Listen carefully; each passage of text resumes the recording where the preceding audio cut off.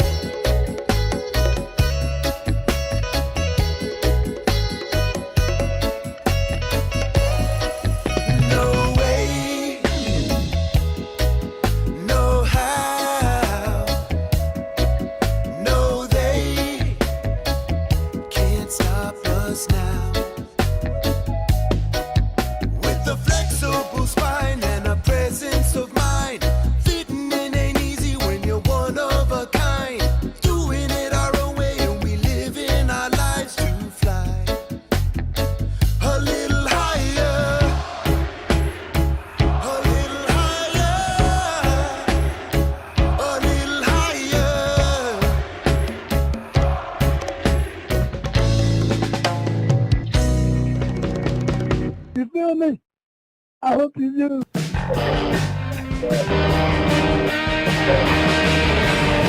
Rob Van Dam! Rob Van Dam! Rob Van Dam!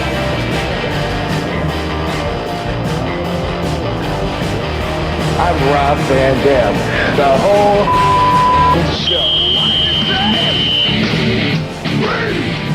From Battle Creek, Michigan, weighing 230 pounds, Rob Van Dam. Damn. Flex. Where'd you get 230 pounds anyway? I know. I don't want to make this guy look small. You know what it was, Rob? That out now that I think about it. I put it through AI. Howard Finkel's voice, because it was like kind of clouded by noise outside of it. And instead of saying like 235 pounds, it said 230 pounds. And so that's what happened. You blame my AI for that one. You know what? I remember too, it was right after bodybuilding show too, where I was shredded, super jacked. But even then, I think my shoot weight at that time, because I was post competition, was like 235. That would say that. And it's like the ring announcer billed me as like 215 or 212. And I'm like, I look and go, what? You cut my weight? I'm like, gotta build it. You cut it. Oh, come on. Can't be doing that. What the heck? I was like, fire her. She never worked again. If you haven't noticed yet, special guest this week, Mr. Brian Cage. Yeah, Brian. I came over here just to, be the what was the name? The Cousin Cage. Cuddling Cage over here. Cousin Cage. Yeah. You can see there's a conscious baby in my 21-inch bicep right now. Yeah, you are looking jacked, dude. Dude. I mean, first off, when do I look bad, right? But yeah, coming back from injury, that's the biggest. I keep saying too, on different times I've talked to people.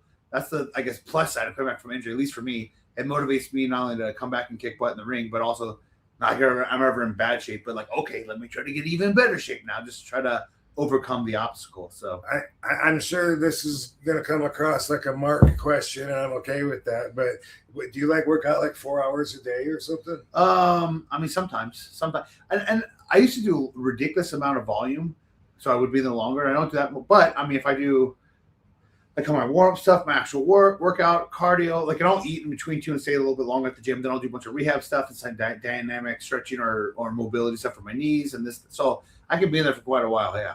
I don't mind it. If I have time to kill too, I'll just stay in the gym longer.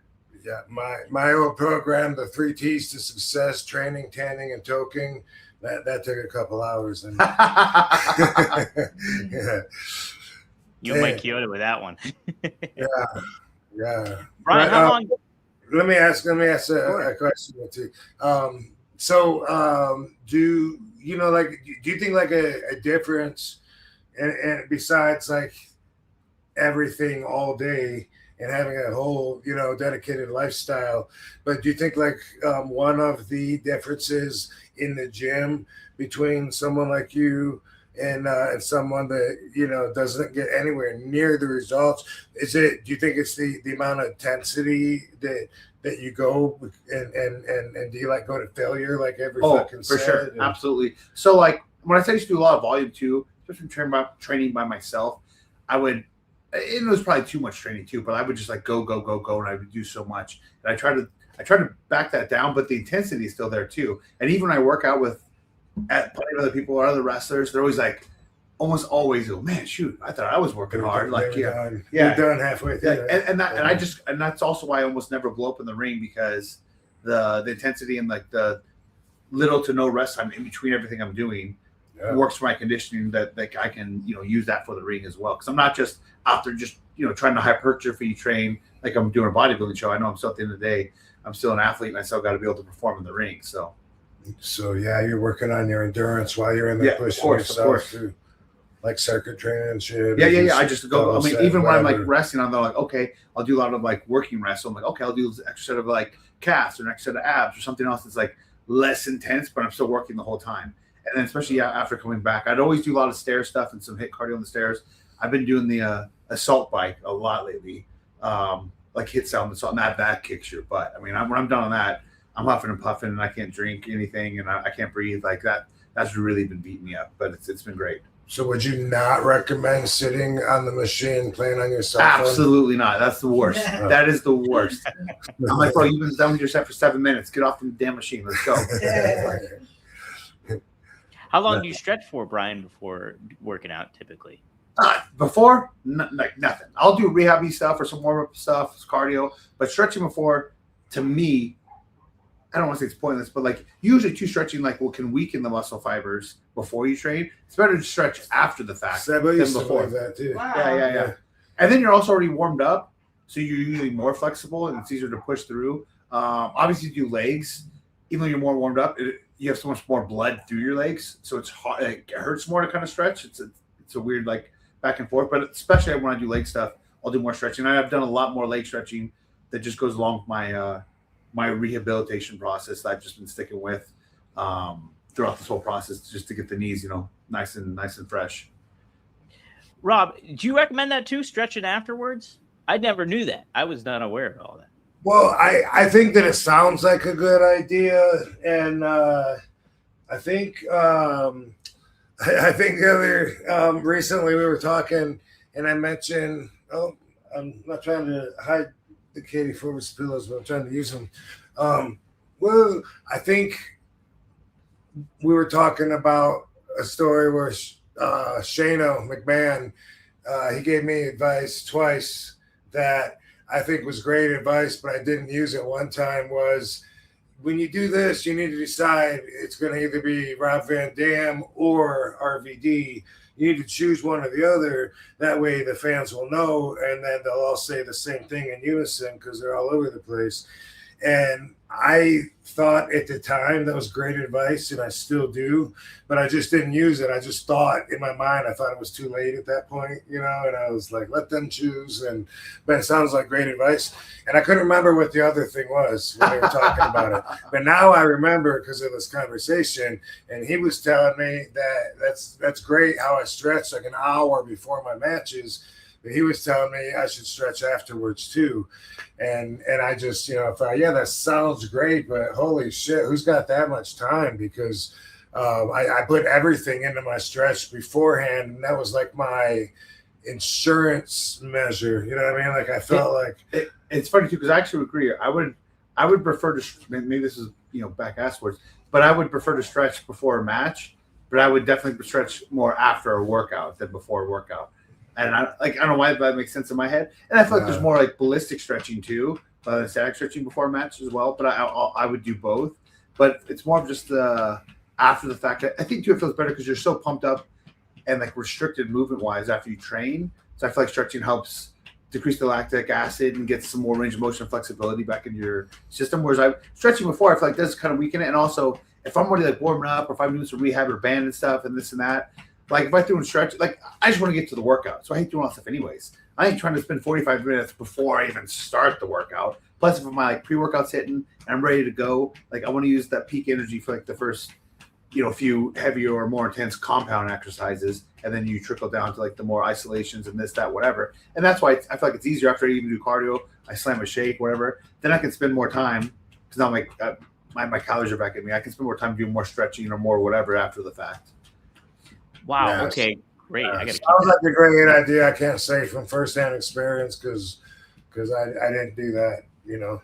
I remember Don was always putting you over at TNA when we were there together. When you'd be back there for Tom? Callus.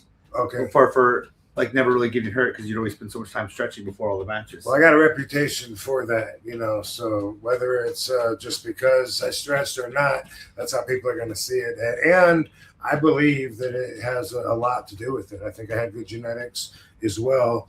But my stretch routine isn't just a warm up; it's a workout. So when I'm done with it, I'm sweating. I remember seeing you. You were sweating. Yeah, and then also I would put myself through everything to where I feel like, okay, whatever position they put me in the ring, I've already put myself through it back here on the floor, and it's a body check, you know what I mean? Like, and it gets the circulation going, and then there's all kinds of benefits to it. When I was wrestling like almost every night, then I was stretching for an hour every night. Now that I don't wrestle as much, you know, I don't routinely stretch as much. It's still as important, but you know, I'm not like the same at the same point where I was. Do you feel like it's harder to stretch now then? Fuck yeah! and now I understand why the other boys didn't want to stretch, because when it hurts, it does. Yeah, there's a couple banded stretches I'll do at the end of the workout too. That I'm sitting there and I'm grunting and making sounds like I can kill myself, and I'm just stretching. I'm like, oh, bro, and sometimes I feel like it looks stupid because I'm like crazy selling it, and I go, he's just stretching. He's not even working out but it doesn't feel good. Right. So I mean, I used to be able to just bring my foot up to my face, you know, and I just took that for granted because I would do it every day and hold it up there, and people would be like, man, I got to start stretching with you, Rob. But they would just pull on it, and it would hurt, and then they would like not come back again. And I'm like, well, I'm here every day, whatever.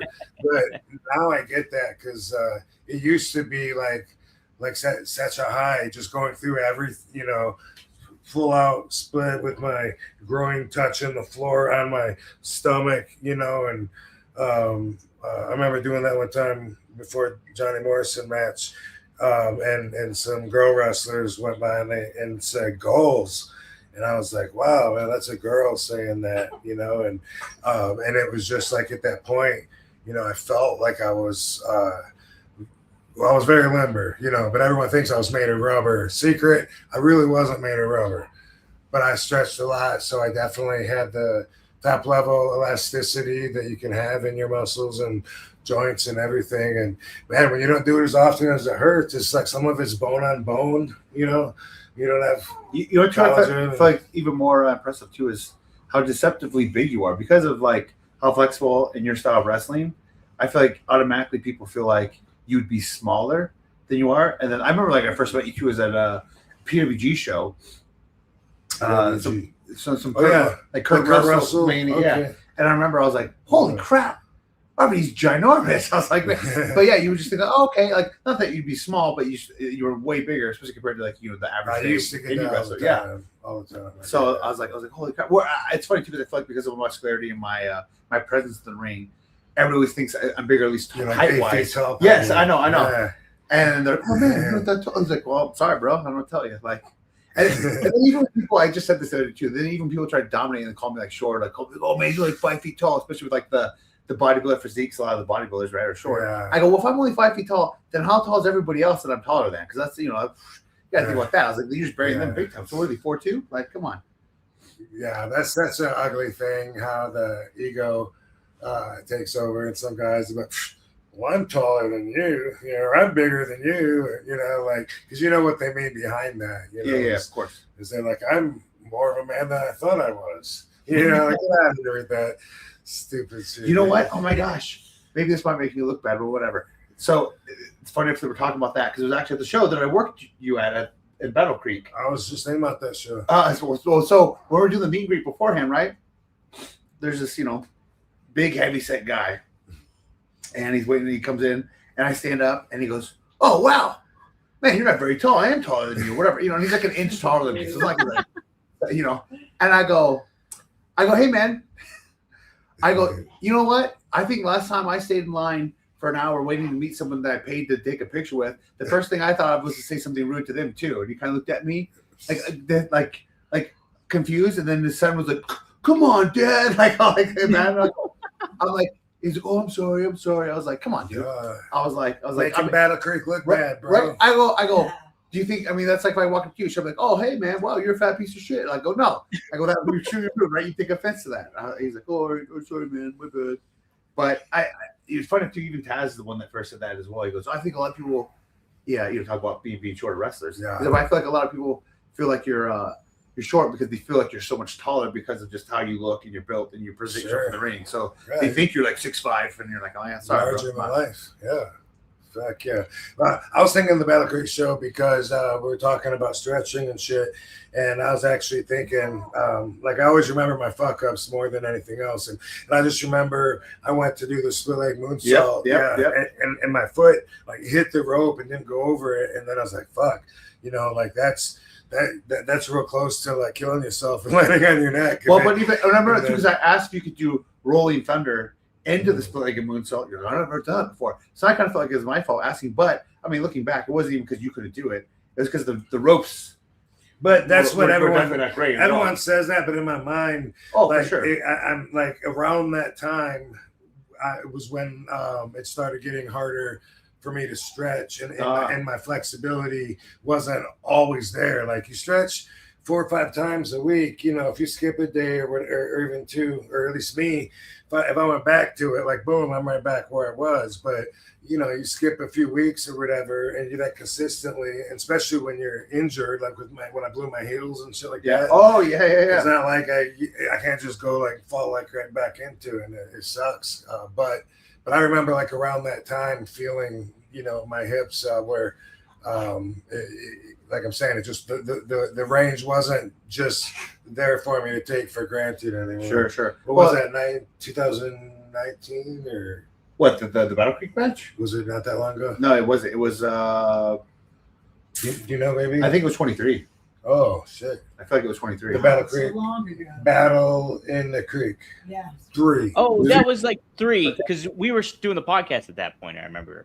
And it was my idea for y'all's match. Yeah. But so you're saying what year? I would say either 23 or 20. I would say 24, 20. Yeah, 24. I would say. It was before COVID, guys. No, it was after COVID. It was 24. It was 23. I was like, it could be 22, but I'm pretty sure it was 23. I know it was. I know it's September because I know I had to fly to Seattle for AEW pay-per-view the next day. So okay. But I was gonna say, oh no. Maybe you could have got your leg up there if you were more flexible. But like, no, the ropes were so loose. So you're trying to post to like push yourself up. It was just giving way. So like that's what I was like. I can see why it's so hard because there's nothing resisting you to be able to get yourself up. That's that. Fuck, I'll do a leg drop. Yeah. I remember too because like you tried it and the fans were like, they like chant you fucked up. They're like, come on, you can do it. And then you did it again. And you missed it again. You're like, fuck it. You did like that little twisty leg drop. Yeah.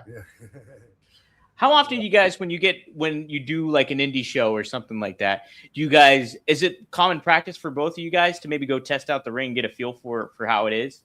I almost never do. I mean, I don't know the last time I did. And that's probably a big mistake, especially with an indie ring, because you don't know what you're getting into. That's actually how I tore my bicep as well. I even made a reference to an interview that same night when like I was in this big like hardcore match with Asada. And I go, you almost never get injured in like hardcore, like, weapons matches, whatever. I go, if anything, you're more likely to get hurt in a ring that sucks. And I go, this ring looks a little indifferent and the ropes are so bad. That's what I actually tore my bicep on. When I got thrown through the middle onto a trash can. And as I went to grab the rope and base on the apron, the rope just like same thing. Like there was no resistance. So it just gave away. So instinctively, I held onto it and I missed the apron. And I'm just holding the air. So it was just my body weight for my arm. And it just snapped my arm like that. And there went my bicep. And then I worked him the next day, or tried to the other. Anyways, it was September 30th, 2023. Okay, 23. Okay. You were saying before the pandemic, right? Yeah, you can't see it because of the beard I have. But I have a sweet little cleft flip too from the Van Daminator because I couldn't hold the chair with my left arm, so when he kicked it, it came out of my hand, and the chair spun, and the leg of the chair hit my lip and just ripped it. But it made it look great when you Van Terminated me. And I was bleeding everywhere when you're holding the chair. Yeah. And then you got knocked out too. That was in Texas for TNA. Yeah. I held the chair. That was one of 2 times that we had our third our third partner, Jennifer, with us. Yeah, Jennifer yes, just yes. distracted. She held you down. Yeah. at the game. Yeah, and then Thanks, Dogga, Jennifer. because it was like a Love makeshift. you. It was a makeshift match, and then the Dogga came out. You guys wrestled, and I remember too when people say like, I felt like my bicep wasn't fully torn because it hurt. Because usually when you tear something completely, it doesn't hurt that much afterwards because it's gone. The nerves are gone. And I remember like you arm wringered my arm and threw it to the post. When you took my arm out and stretched it, I remember I was like, wow, like, it hurt so bad. I was like, oh, that's if it wasn't fully torn, maybe now. Oh yeah, and I jumped off the apron Yeah. and accented you, and that's where you busted your lip on the game. I remember that. Yeah. Yes. Well, yeah. Not the Van Daminator, is anything? No, because I already had a busted lip over here. Oh, okay. Like I had scanned for busted lip, but no, right here. That was the chair, just because. But that was my fault, just because I couldn't hold it. It just kicked out of my hands because I had no strength in my Two grip. things I remember about the match. One of them, you had me up here, and you sort of spun me around. Bam! Your knee fucking hit connected with my head. I remember that was Fucking rough. I fucking I blacked out from it. Like Oh my God. not like I had a concussion from it. And he's like, "Why'd you do that to yourself?" Oh, I just spilled my coffee. You know, Oh my God. you can tell too when you actually you catch someone. You're like I remember it hurt my knee. I was like, oh, that was a little rough. Oh, that was a bad one.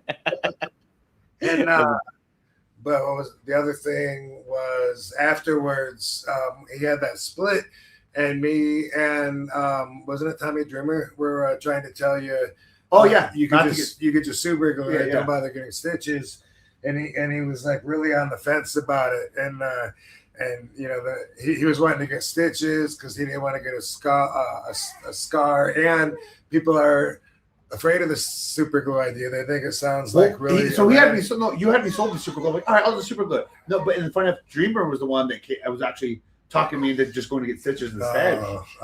Because he was like, yeah, you could. He's like, man, I don't know. I think I just go get stitches. And I remember like, and these he put quite a few stitches in there too, because it was like, it wasn't just like gash slip. It was like split through. That's why I have like a little. I don't have hair. And it looks like a little cleft lip now a little bit. Yeah, you wouldn't even have a scar if you would have super glued it. See. We just put the glue on Skylar's ear from cutting it open at Legoland. Poor baby. Yeah. Brian, how are you feeling after like the injury recovery and stuff? I saw that you're making your return coming back here. Yeah. I feel great. I've been cleared for a little while. I'm not 100% as far as performance space. Like what I mean, like obviously I'm not lifting as much weight on my like on my leg lifts, and I'm not jumping just as high just yet. But I mean, I can do everything. I've been in the ring several times, training, practicing. I'm doing all kinds of different dynamic jumping stuff on my off days of the gym. I just trained legs today. I can train fine, so I'm feeling good and excited. Have been waiting to come back. I got 3 matches on the same day in Mania weekend, and then yes, I have. Wow, 3 in the same day. Yeah, 3 I know. different shows. Yes. It just worked out that way. So then everything's the Warrior shows, the first shows. But I did. I have a couple of Warrior shows coming up. A couple more in April and May. Actually, I just won this Battle Royal Saturday, which is a year basically after I tore my quad, and the person I eliminated in the finals was Chris Masters, which is the guy that tore my quad. So that Full circle. came back and finished the match. Yeah. Wow. How about that? Was that the longest you've ever been out, Brian? That injury? Absolutely. Because when I tore my tricep, we were talking about, that was like, I got cleared, but then they wanted me to stay out until I debuted at Double or Nothing because I'd signed with AEW. But that was like a few months or so. You know, like if I was in the Indies, I would have probably came back to work after a few months. But yeah, this was. So I mean, the quad would have had me out for probably 9 months anyways, and then I chose to get this right knee surgery and get a special like replacement on it, and then that's actually what kept me out longer because. Long story short, they botched it, and then I had to I should have came back in November, and then I had to go back in under the knife in November, and then now I'm cleared from that last surgery. So that was when I found that out in October, I was pretty freaking devastated. I was like, "You got to be kidding me!" So because like the whole point of getting the one done, I got it in June on my right knee was so like when November came around, I didn't have to go get surgery again. I could just be good to go instead of coming back and still having problems with my right knee and wanting to take time off to get that operated on. So I was like, all right, I'll just be proactive and 2 birds with 1 stone. And then November came around and I had to get surgery again anyway. So I was like, you gotta be kidding me. So and then I went out to I actually stayed with Crowbar for basically a whole month. Ooh. He does his own physical therapy, and Shout out to Crow. yes, dude, he's the man. I actually just saw him recently. I was at Mike Vernon's wedding in New York, and I stayed with him and talked to him. But yeah, no, he set me up. His downstairs basement. Awesome.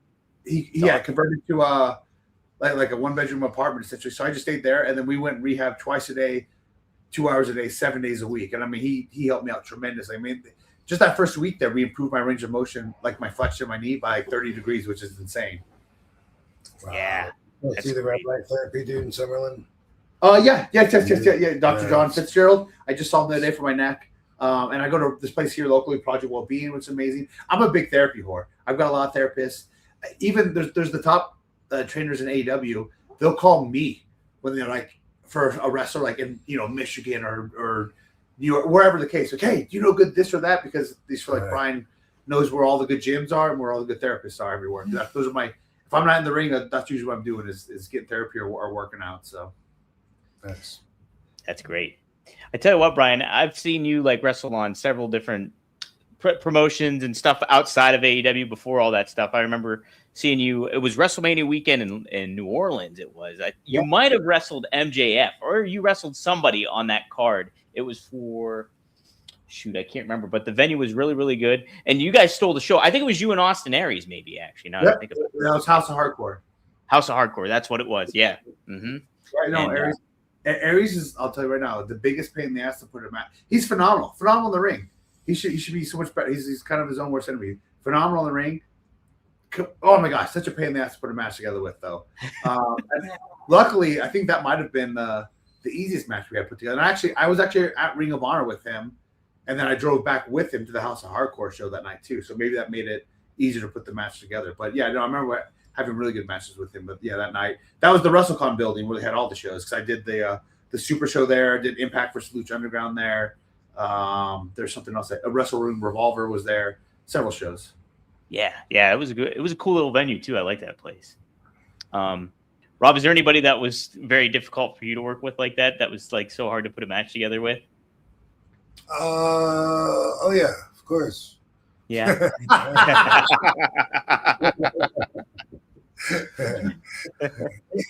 it happens sometimes, man. You know what I mean? A story that pops into my head one time was we were in Ireland for the fuck are they called? ICW? No, I almost said that, but no, it's AWR and American Wrestling Rampage. Anyway, and while we were over there one night, I had Raven, and I don't know why, if it was because I was potatoing people, because sometimes that happens, or if he didn't feel like doing much that night or whatever, but I had some ideas I thought of that I wanted to do, and I went up to him in the daytime to talk to him, and I was like, hey, he goes, yeah, it's me and you tonight, and he's like, yeah, and he goes, you know what, he goes, let's just call it out in the ring, like boom, roll thunder, what to do, I was like, actually, like I had some, I was thinking I had some ideas on it. He's like, let's just do it out there. Boom, it's super easy. Boom, roll thunder. 1, 2, 3. And I was like, okay, but I'm telling you, I was giving it some thought. And he said he cut me off like one more time, and I instantly got hot, and which is rare for me, But I got hot, and I said, "Yeah, you know what? Fuck it, let's just call it in the ring." And I walked off, and then it's like, "Wait, Robert, no, fuck it, let's just call it in the ring." And he's like, "Wait, no, fuck it, we'll call it in the ring." And I was stormed off, and I was smoking and stuff. And he tried to talk to me a few times, during the day, and I wouldn't talk to him. I just kept saying, "No, fuck it, dude. I don't want to." Easy, dude. I'll see you in the ring. And I kept saying that. And we had our match. And, it wasn't, I don't really remember that much about the match, what happened. I'm sure we were both veterans, and I'm sure the match was fine. And I'm sure I did hit the Rolling Thunder, but I'm sure I did whatever the fuck I wanted to do. I'm sure, as Brian would say, I got my shit in. And what I do remember, though, is that after that, Raven always says that proves if I don't smoke that I am a different person, because I didn't smoke that day for whatever reason, and he knew that, and I did flip and get hot at him, which is very rare for me to let go of that monster. Wait, was he saying that as in like you perform better or worse without being high? It wasn't about the performing, and I think I had smoked by the time I had my match. Gotcha. But he was saying just in general because I was mad at him in the daytime, and the time he'd come up to talk to me and say, "Wait, Rob, wait, no, what were you gonna say earlier?" I mean, forget it, dude, forget it. There's like, we'll talk. I'll see you in the ring. Because there's some people that just can't remember spots at all. So I feel like that's why they want to call it all in the ring. Actually, one guy too, I don't even remember what his name was, but in developmental when I was there with WWE. That was the reason. But then also, he wasn't able to call it in the ring, though, either. So I'm like, that doesn't work for you. And then also feel like there's people who don't want to call spots or talk about it because they're just being lazy. Like, they just don't want to put any work in. Like, whatever, let's just call it there because I don't want to do anything. That story, though, made me think of when I remember when I was getting real pushed to the top heel in AAA. So I was feuding with Del Rio, who was mega hot, especially in AAA. Like, I feel like that was the peak of his career. And we had it was, and I get it too. It was so over. We didn't have to do much because everyone super hated me. Everyone super loved him. But I'm also like, I'm younger. I'm still newer there. There's huge arenas. I want to get my shit in. So he's like, "Hey, Migo, I think all we need to do out there is just go fight him, Migo. That's it. Unless unless you want to do something, you have any ideas?" And I go, "Well, yeah. On the plane ride down to Mexico City, I'm thinking of all these different spots. I'm like, we can do this and this and this. You can duck that. Maybe do the pump of X Factor. I'll go, whatever, name all these spots." And I'm talking. And he goes, okay, yeah. He goes, "Yeah, I think it's better we just fight. I think we just fight." So I go, "Okay, I guess we'll just fight." And I get it too. Like in our big main event match, we did a bunch of cool stuff, and that didn't work out. But like all these matches building up to it, because it was so over, I could tell he just wanted to take it easy. Like, oh, we can just get a great reaction by brawling around the outside and brawling through the crowd and coming back in and doing one or two things to get to the finish. Yeah. But yeah, it was so funny. He's like, "Oh no, tell me what you want to do." So he's like, "Oh, let's do this, and this." He goes, "Yeah, no, we're not gonna do any of that. Let's just fight." Okay. You know what? Let's just fight. Yeah. Even though that stuff's easier too, I never like that kind of stuff because like putting more pressure on myself gets you more nervous. The nervousness kind of gets more of adrenaline pumping. So if there's nothing to like be stressed about or like anxious about, then I feel like there's no adrenaline switch. Then I feel like I'm so Brian Button, I'm not Brian Cage then. And I also feel like, weirdly enough, I'm more likely to get hurt, not like an injury, but like, just more of a bigger boo-boo, because like that adrenaline switch isn't on. So I feel like you're not hyped up about the match because it's so easy. So it's like, oh, what's there to stress about? We're just going to go and kick and punch and just, take it easy, which it's almost like to relate in the real world. I remember this job I got at this sporting goods store that I really wanted to work at. I thought it'd be so great because it was so easy, but it was so horrible because it was so easy. It was so monotonous and so boring and took so long for a shift to end because it was too easy. So in that same regard, I feel like if a match is like too easy and there's nothing to really stress about or think about, it almost like it just makes you like, yeah, whatever, and kind of just go through the motions, which I want that switch to flip, to turn into Brian Cage. So that's a really interesting perspective. Would you say that you like the pre-performance nerves? Oh, for sure. Like it's almost like it's a stress, but it's almost like a comforting stress. I don't know, because again, without it, I feel like I'm not the same person. Like just like he said, you weren't the same person. I know it wasn't about your performance, but like not smoking, I feel like when I feel like Raven said I wasn't the same person. Yeah. That's what I mean. That's what I mean.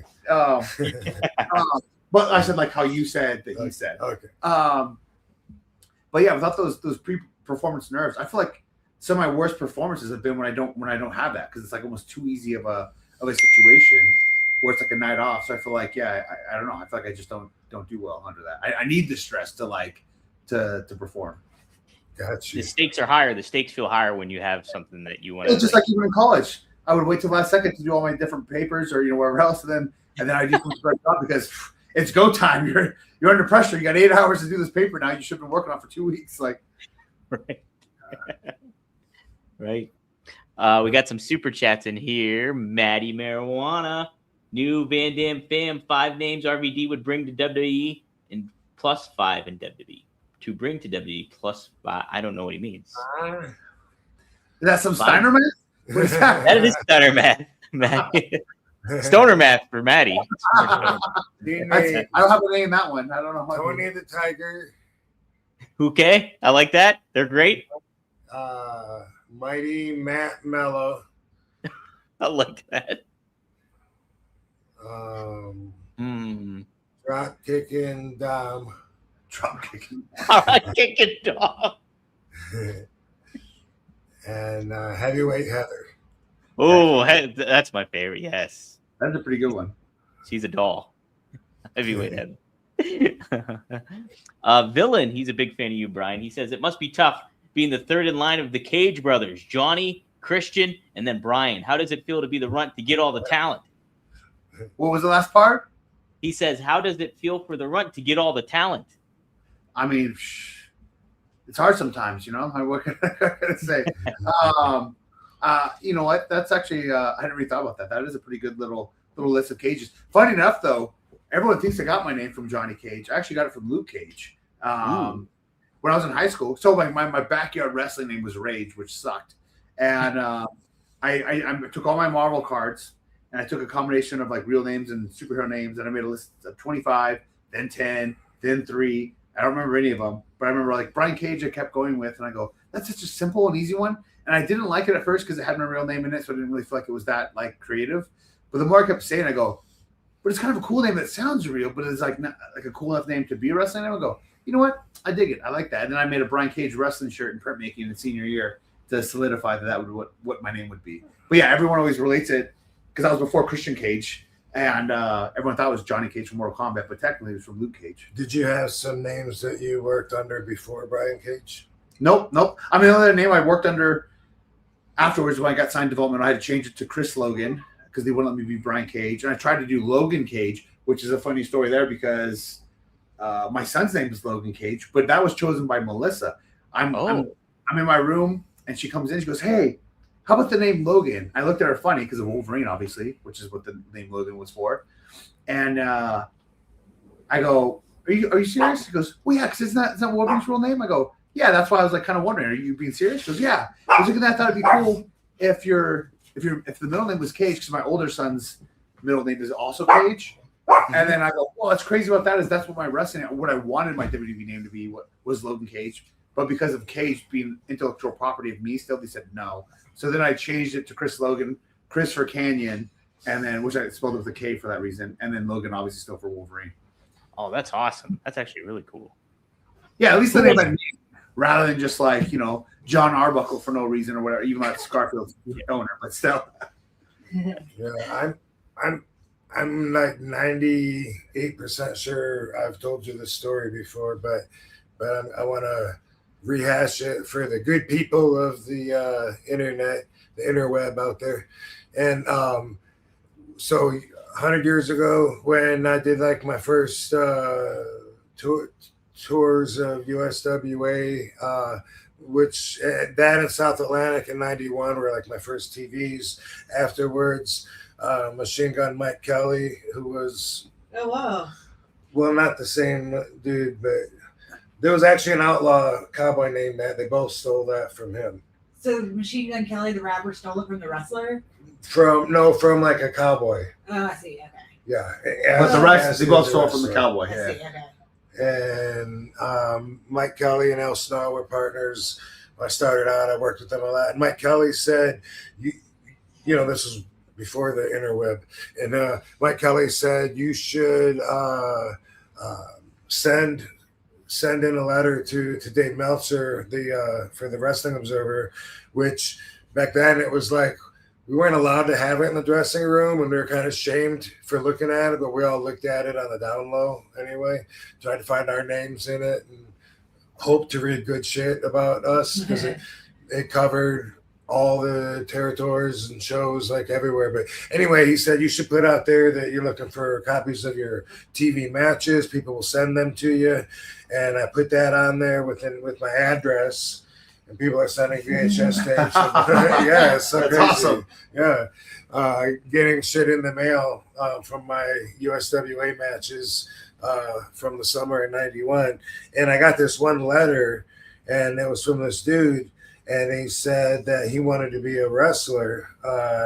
he said that he was in the Army, and he said that he had a doctor's degree. He had a job as a doctor, and he said, I remember specifically, he said, I want to give up a $60,000 a year job in the medical field to pursue my dream and become a pro wrestler.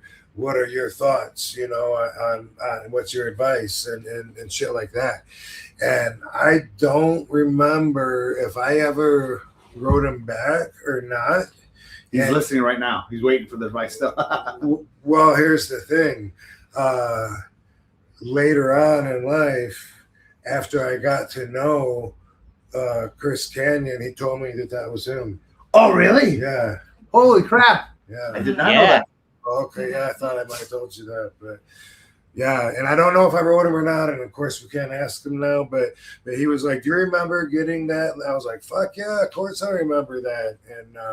And obviously he chose, to pursue wrestling and did pretty well with it. Wow. That's cool. Yeah. He's a physical therapist. Which is also crazy because I said crowbars, right? And I thought it was funny because we became friends a while back, and he's offered different help, and he had replaced both his knees and did his own rehab and wrestled again just a few months later, which is insane. But it was funny how they had so many comparisons with how they looked alike, Crowbar and Chris Canyon, and then they even grew up with similarities, so they kind of have a similar accent, talk the same. And then they both are physical therapists, which I also thought was like crazy. And this whole time, I never knew until I went stayed with him that his real name is Chris as well. I go, wow. Isn't that wild? It's too much. And he trained you or inspired you? Who? Chris Canyon. Canyon? Oh, no. So he didn't like fully train me, but he definitely helped me, and I did some training under him. And then I was inspired by him. Like even in junior high back at wrestling, like I wanted to do all of his moves whenever we went outside. We'd do moves to each other. And then on the video games, I'd always play his character. Wait, Chris Canyon is doing moves with high schoolers? No. I'm saying I know. There is that. Have you seen that one video where he got their body slamming the guys during spring break? That video is amazing. I remember that. Yes, like he's drunk and these kids are drunk up there, like they're college students. Yeah. And he's like flexing and body slamming them on the ground. Like he's like doing like shoot, like it's hysterical. And he's killing them on it. Was that when he had the not Mordecai, but whatever his Mortis? No. Mortis. This was still like this looked like WWE or almost maybe right after when WWE. You saw him when you were in junior high. Oh yeah. When first it was Mortis, and then he saw Canyon, so one and the same. Because it was like WCW. Yeah. Because I still was a fan of his Mortis, but obviously I didn't know who he was as Canyon. But Canyon even more so because when Canyon first came and he was doing like the attacking Ravens flock out of nowhere, and he'd do a different move every time. So then I became even a bigger fan of him. Even the way he sold and took the even flow on the stage when he was Mortis that ended his Mortis run. But yeah, I remember I'd do all of his moves. So like that was always that's why I wanted to get my shit into because like for me as a fan, he stood out to me so much because of everything he did. So I wanted to emulate that style because to me that's what resonated with me as a fan. That's what I like so much. Dude, the amount of stuff this guy does and it's different and unique every single time. I go, that's so cool. So that's why I always wanted to do my stuff. And I even tried to like make up my own little innovative offense name. And I called myself the multi-move Paragon to kind of simulate him. But then I got to work him. I ran my own shows called Main Event Wrestling in Northern California in Chico. And I got to work him twice there, which is like, especially the first match is still one of my top 3 favorite memories. Not just of my career, but like of my life. It was insane that people get to do that. So awesome. Cool. Did you wrestle for big time wrestling in San Jose? Yeah, it happened like before Kurt died as well. So is that one of the shows you're doing WrestleMania week? No, I'm not. I know. I'm doing that one. I just saw you. You're against my boys and Ricochet. Okay. Get to that either way. Yes, that's why I asked if you do anything else too because I just saw it today posted. Got you. Wanted to ask you something else about Canyon. Or no, I guess I just wanted to say I remember meeting him. I wrestled him the night that I met him. It was a Greg Price show, and it was in Mount Airy, North Carolina. So if anyone watching says, I think I was at that show, that you're right. Mount Airy is the town that the Andy Griffith show took place in, which is Mayberry. Mayberry is really Mount Airy. Yeah. You know that? Yeah, I was there for my cousin got married there. Oh, been down okay. there. Yeah, so I've been down there. It's pretty neat. It's a neat little town.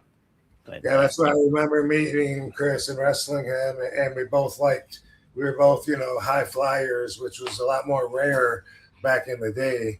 So our match would stand out on the card. Did you work him much at all? Like Not much. Did you guys do anything in WWE? Did you guys do one match? I don't think I worked him at all in WWE. No. I feel like I remember. Maybe my memory would be better than yours in that regard, but I don't think so. I don't know. Yeah, I was going to ask you. We're talking about names. If you had to change your name when WWE, took over from ECW, like say for whatever reason you had to change your name, Yeah. what would you change your name to if you had to?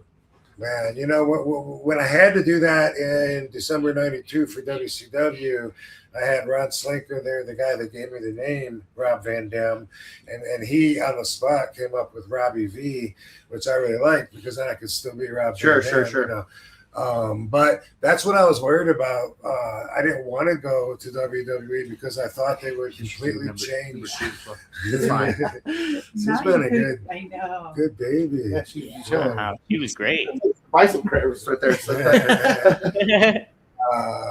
But I was afraid they were going to completely erase my whole past and then make me into some weird character, like Rob Van Burglar, McDonald's burglar, hamburglar, something. Yeah, I mean, some of the names they almost for certain people too are like, ooh, it's rough. And it's like, how can you get over with that name? That's just terrible. And especially if you're already so known for a name, it's like, it does more harm than good to change it. Even like way back, I mean, I got the name Rob Van Dam in I think November of '91, and already, like in the next year, I already my ego when I did a few jobs. We were talking about it last week for WWE. One show, and I had 2 matches where I did squash matches. Yeah. But my ego was telling me, because the promoters were already telling me at that point, I'm going to be a big star and you can't be beat on TV working for other people, or, you lose your value here. And, which doesn't make sense. And you got to be aware of that shit. But even when it just started, I was already like, oh no, I don't want people to recognize me getting beat and squashed as RVD, and so I changed my look. As much as I could, I wore blue trunks and volleyball knee pads and white boxing boots. Had my hair all short and blonde, and So we're like, hey, were you the guy that got lost? No, that wasn't me. Yeah. Called myself Matt Byrne. So Matt Byrne. Yeah. Wait, so did you wrestle under a name before RVD? Yes, many. Yep. I was taught. So what Sheik taught me when you start out and Sabu, same thing. They taught me it doesn't matter what they call you, it doesn't matter what they do with you. Just get as much ring time as you can for the first couple of years. Go out there and network, meet as many promoters, but check back with us because we'll tell you if the promoters are shady or not or whatever. And so I was like, all right. And I was the Polish Prince. I was the Flying Tiger. I was Robbie Z. So did he just give you the name there at the show? You go, you're going to be this. Al Snow called me and Dango the Flying Tigers. And we were like, all right, cool. And then, it was like that. And we didn't. I guess, too, if you're coming in town just to do jobs as well, I guess it doesn't really hurt you at all. Well, we weren't doing jobs. No, but I'm just in that one day. See, he killed my reputation already. One day. Two matches one day. One was for Jacques Rougeau and one was with Sid Vicious, but it was a handicap match, so I had to do 2 against one. The recently inducted Hall of Famer right there. Yeah. He fits like a motherfucker, right? For sure. Yeah.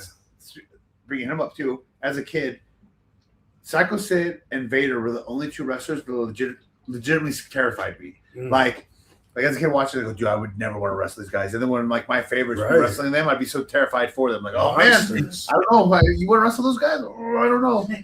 Right, they're both monsters. Yeah, and they both seem. I know Vader's pretty stiff looking as well, but they both seem very rough and believable too. At least for me as a kid, I'm like, oh man, I don't wrestle these guys. No way. Yeah, I've told this story, but probably not to you. But that night when I wrestled him and another guy, Scott Casey or Mike Casey, I read it was Mike Casey recently, but I think it was Scott Casey. But anyway, we had the match with him, and he squashed both of us. Probably pinned us both at the same time. I don't remember, but for me, I was like, don't recognize me, anybody. In the dressing room afterwards, Sid came up to me and he said to him too, separately, he says, "Hey, I just want you to know, like, man, I really appreciate what you did for me out there." And he said, I'm trying to make my way up the card. What I want to do is I want to wrestle Hulk Hogan. And he said, but what you guys made me look like a monster out there. He said, you brought me from here up to here. And I just want you to know, like, man, I really appreciate that, man. You guys did a lot for me, and I want to thank you. And he gave us each $20 and said, Oh, wow. Said, I know this ain't much. Wow. It's not much, but hopefully it'll help get you down the road a little bit. That's pretty legendary. Right? Like, who does that? Who pays the guy that just put him over? That's insane. Yeah, so I'm definitely a fan of his, and I had a good experience with him. So, it's funny too. You said that because, especially when we were doing all these squash matches during the pandemic era in Jacksonville, and I mean, I want to have fun matches, right? I want to get my shit in. The best way for me to get my shit in is if the other guy gets their shit in too. So I'm a pretty overly giving person. I feel like I'm too selfless, and that's one of my major critiques I've gotten from a lot of different, vets in the past. But that being said, though, when different extras are brought in, whether it be WWE, TNA, AEW, whatever, I understand they want to shine, and if it's not their time to shine and their job is to get said person over, I always tell people this too, is like you can go out there and you can still look impressive by just the way you're bumping and selling. And then too, the more you're putting that guy over and making his moves look awesome, the way you're selling, the way you're bumping, the way you're taking everything, will make everyone want to work with you. And a clear example of that too is I remember Red Velvet. She was just an extra, and everyone wanted to work with her because she was bumping it. She was getting zero offense, but just the way she'd bump and sell, like, even to me, she looked like the signed talent because she looked so good, even though she was getting no offense in. And it led to her getting a full-time contract and getting signed. And I remember people would get like boo-boo face when they're like, I get it. We all want to wrestle, compete, and do our stuff. But obviously that's not what you're getting booked for when you're an extra, usually, more often than not. And I try to tell people that, like, that's a great example of that too. Is like you can get over, with the office, with the boys, by just going out there and just bumping and selling and showing how good you are in that regard. Just to relate to Rob's story, like, look, he did such a good job. Sid not only put him over, but gave him $20. That's awesome. Yeah, right. And that's not $20 2026, right? So that's a whole different value, $20 bill. Yeah. I've had many wrestlers tell me that I've taken their finish the best out of everybody. So I take pride with that, but that's something you got to learn to do. Like my first few years, just like a lot of people, they feel like if they're selling that they're looking bad in there or whatever. Yeah. And then eventually I got to a point where it was like, okay, now, we start out, how quick can I get into the heat and start selling, because when you're already over and then sell, and then the people they're behind you, but you got to get them behind you first. If they don't know who the fuck you are, you got a little work to do. But then, yeah, it becomes the part, that I look forward to a lot of times. And the part that you can wing, even if you gotta have a little idea of some of the shit that you're gonna do. Usually, when it comes to selling, you just fucking get thrown around and shit. And I think that's why I take so much, because especially coming up, I like bumping and selling. I like do more creative bumps and creative sells, and again too, because that's something also going back to Canyon. I did a bunch of cool offense, but if you look at the way he would bump and sell certain things, he'd always do an amazing job. So I never minded it. And I just feel like I kept that style and that mindset as I gained more size. And then when I look back at certain matches too, I'll be like, well, that looks a little silly. Maybe I should be bumping like that for this person. But going to what you said too about bump people's finishers and stuff, I remember when I was in developmental for WWE, I remember when people would try out new finishers or new moves, vast majority of them always wanted to work with me to try to figure something out. Because, oh, no, freaking Logan takes everything so great. He goes up so light for everything. He makes everything look great. So I'm like, all right, yeah, no problem. I don't mind having that reputation. That's a good thing. Right. Usually guys that are like really big and muscular aren't very flexible. So like you go to pull their arm and they're like, hey, I don't bend that way. But you don't have that problem. No. I remember even Punk's last match in AEW, he didn't want to give me the go to sleep. And I know he's feuding with Joe, and he's like, "Oh, I'm just going to give you the Kakita clutch." And I go, in my mind too, I'm like, "Listen, if I'm working CM Punk and I'm going under, at least let me mark out and take the go to sleep. Like, come on." And he's like, "Oh no, I think." I go, "Well, then give me the go to sleep, and then give me the choke."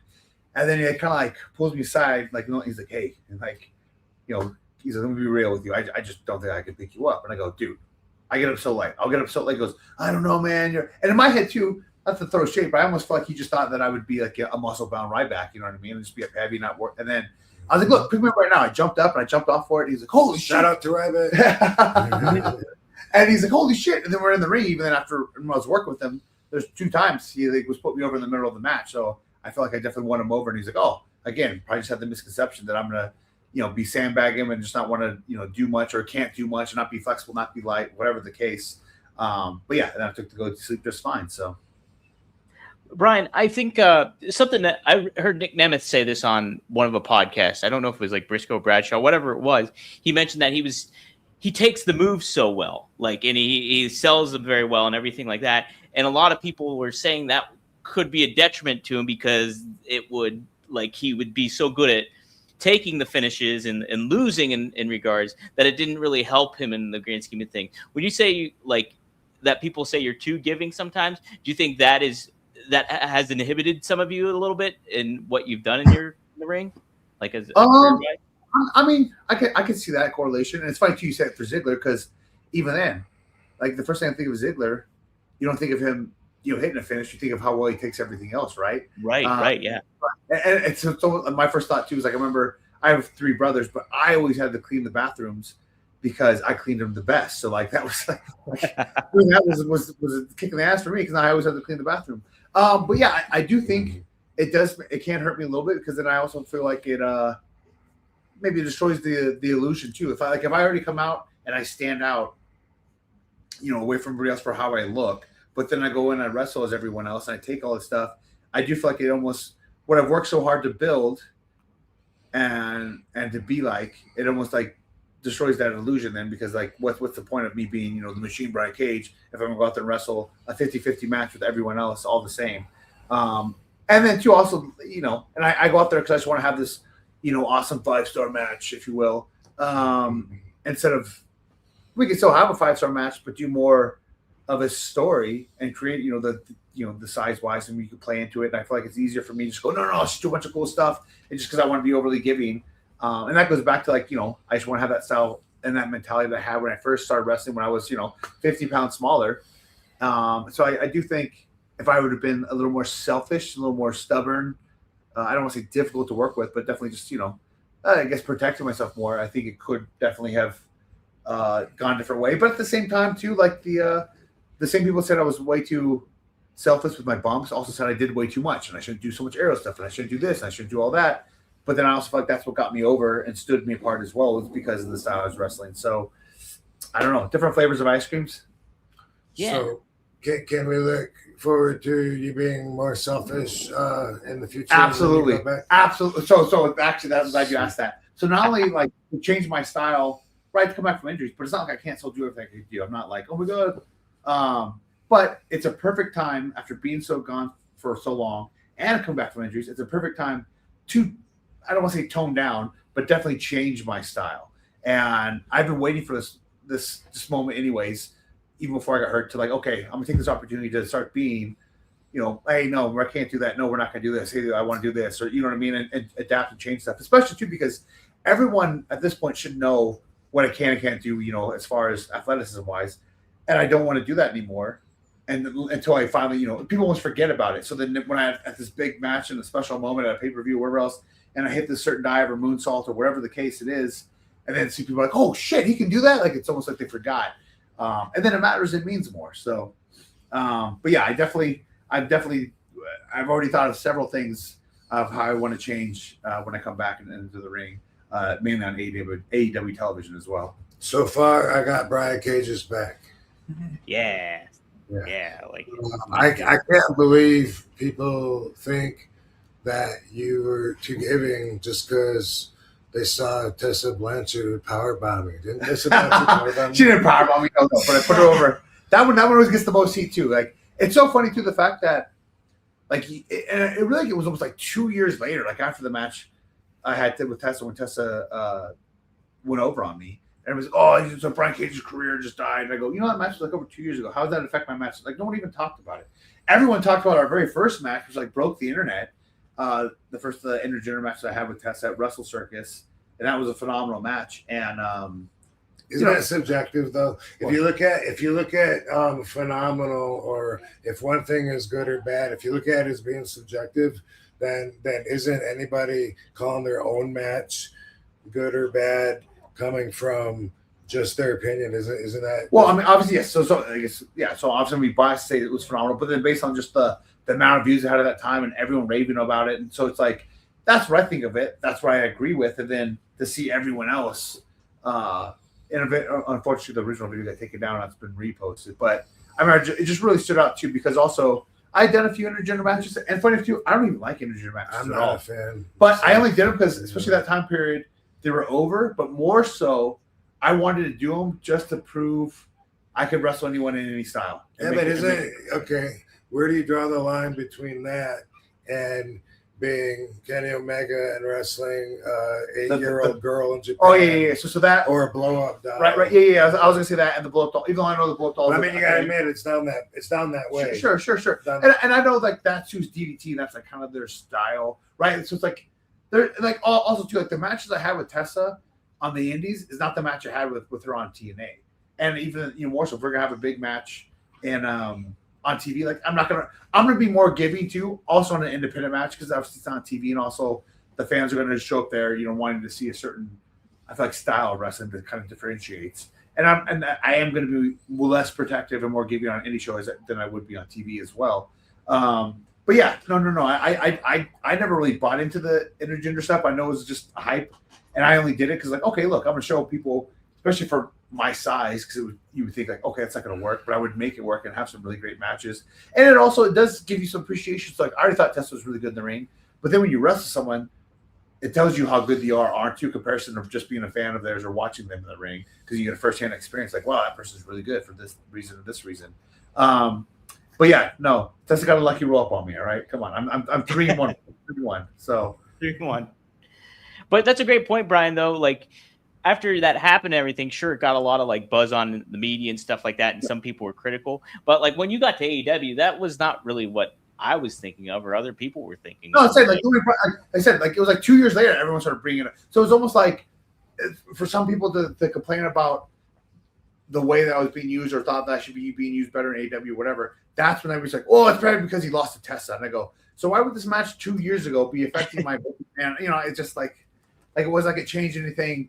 Like, I mean, the very next week, my last however many months in Impact, nothing changed, right? And all my matches were great. And like the next year on the like, it's just dumb. I just feel like people like need to make an excuse. And also, they always quote it wrong too. They think I lost the world title to her, and I go, no, I didn't. I lost the world title to Sammy. Then they should beat Sammy for the world title. But nevertheless, I also wrestled Rich Swann right before I lost to her too. So that's also, let's throw in some variables here. There you go. There's some factors coming into play a little bit.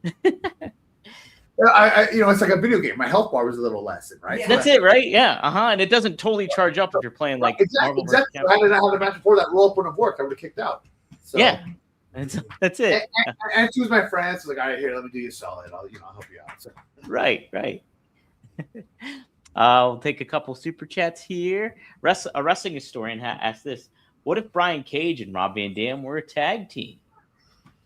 That'd be awesome. That would be sweet. What would be the team name? Yeah, that's what I was just thinking of too, right? Would it be I was thinking, can I make the hot tag? Yeah, it's fine. It's fine. It's not gonna be the one giving and overly selfless, so I'll be taking on the bumps, take the heat. Yeah, you'd be giving Rob the hot tag for sure. For sure. Yeah. I mean, would be like 5-star machines. I don't know, something like that. Ooh, that's a good one. Yeah. Oh, or the Van Dam machine, the Van Dam, something like that. I think. I was trying to think of something correlating with high, but oh yeah. Can you think of something, maybe?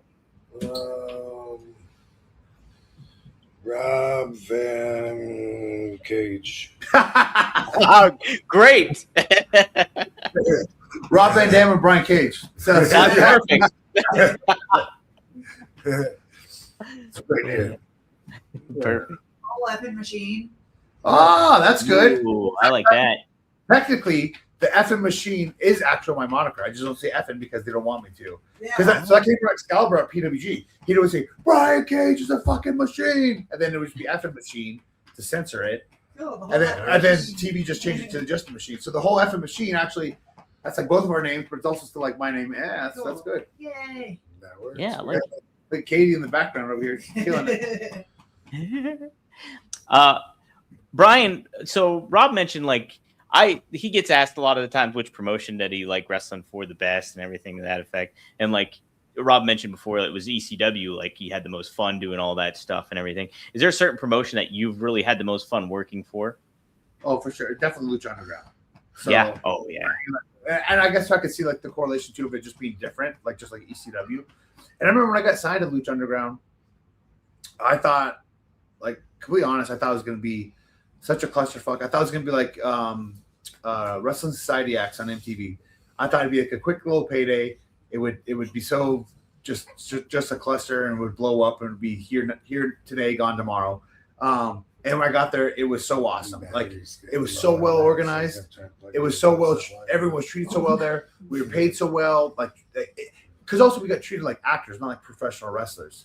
So it's like we got top tier treatment, and just the matches and the shows. Like didn't matter if you had 4 minutes or 6 minutes or 10 minutes or like the dark match, opening match, main event, like whatever. They're like, hey, just go out there and do whatever you can. Have try to steal the show. Have the match of the night, and then the storylines were so cool. Everything was so original. All the backstage like cinematic stuff, which I feel like Lucha Underground doesn't get the credit it deserves for all like the cinematic matches that kind of came afterwards. But yeah, it was a great time. It was just so much different, so much fun. My main quote from like that time period on different interviews was always, I didn't feel how I thought it would feel to be a pro wrestler when I was 10 years old and I wanted to be a pro wrestler. It wasn't until Lucha Underground that I felt that feeling. We're like, oh, this is it. Like now I've made it. So yeah, it was a great time. And then also I met my wife, right? So that's a plus too. Yeah. Wow. Yeah, that's definitely cool. I know, like when Lucha Underground took place, I was like, man, they have something here. This is going to be like a really hot way to kind of get the product like a new kind of reinvention or kind of like a revolution kind of thing. And I was so bummed when it didn't further that momentum. And even then, I feel like more people liked it too. I mean, obviously didn't have the same reach because instead of it being a wrestling show on TV, it was a TV show about wrestling. So like it could almost be more fake, like I smashed the guy's head in and stepped on his eyeball, and so obviously that wasn't real. But it wasn't presenting itself as real, so it wasn't criticized as real. I don't know if that makes sense. Yeah, that does make sense. I do feel like more people that like weren't a wrestling fan enjoyed it, and I do think if it was on a better network, because just outright didn't have the reach, like say if it was on TNT or TBS or USA or whatever, I feel like it'd still be around today. I feel like that was the biggest thing, and the fact too, like there was just too many chefs in the kitchen, and they all couldn't get on the same boat, and unfortunately, yeah. I would have loved to at least had one more season to have finality to things, but I mean it was great while it lasted. And just to throw out a thank you, independent wise, WSW in Australia, World Series of Wrestling, absolutely the most fun I've ever had in wrestling and the most organized, professionally ran tour I've ever been a part of. Wow, man! All right. He was in my India tour. I was just talking about. Yeah, and how much did I like that India tour? I don't think you had that much fun. Every time I make a comment, you're like, "Oh man!" Like it was cool that we were there. It was cool that we were there, right? The crowds were huge. See, that's what I was talking The about. crowds were ginormous. Like that part was fun, but like everything else, oh my goodness! And it was talk about people like not phoning it in, but taking it easy.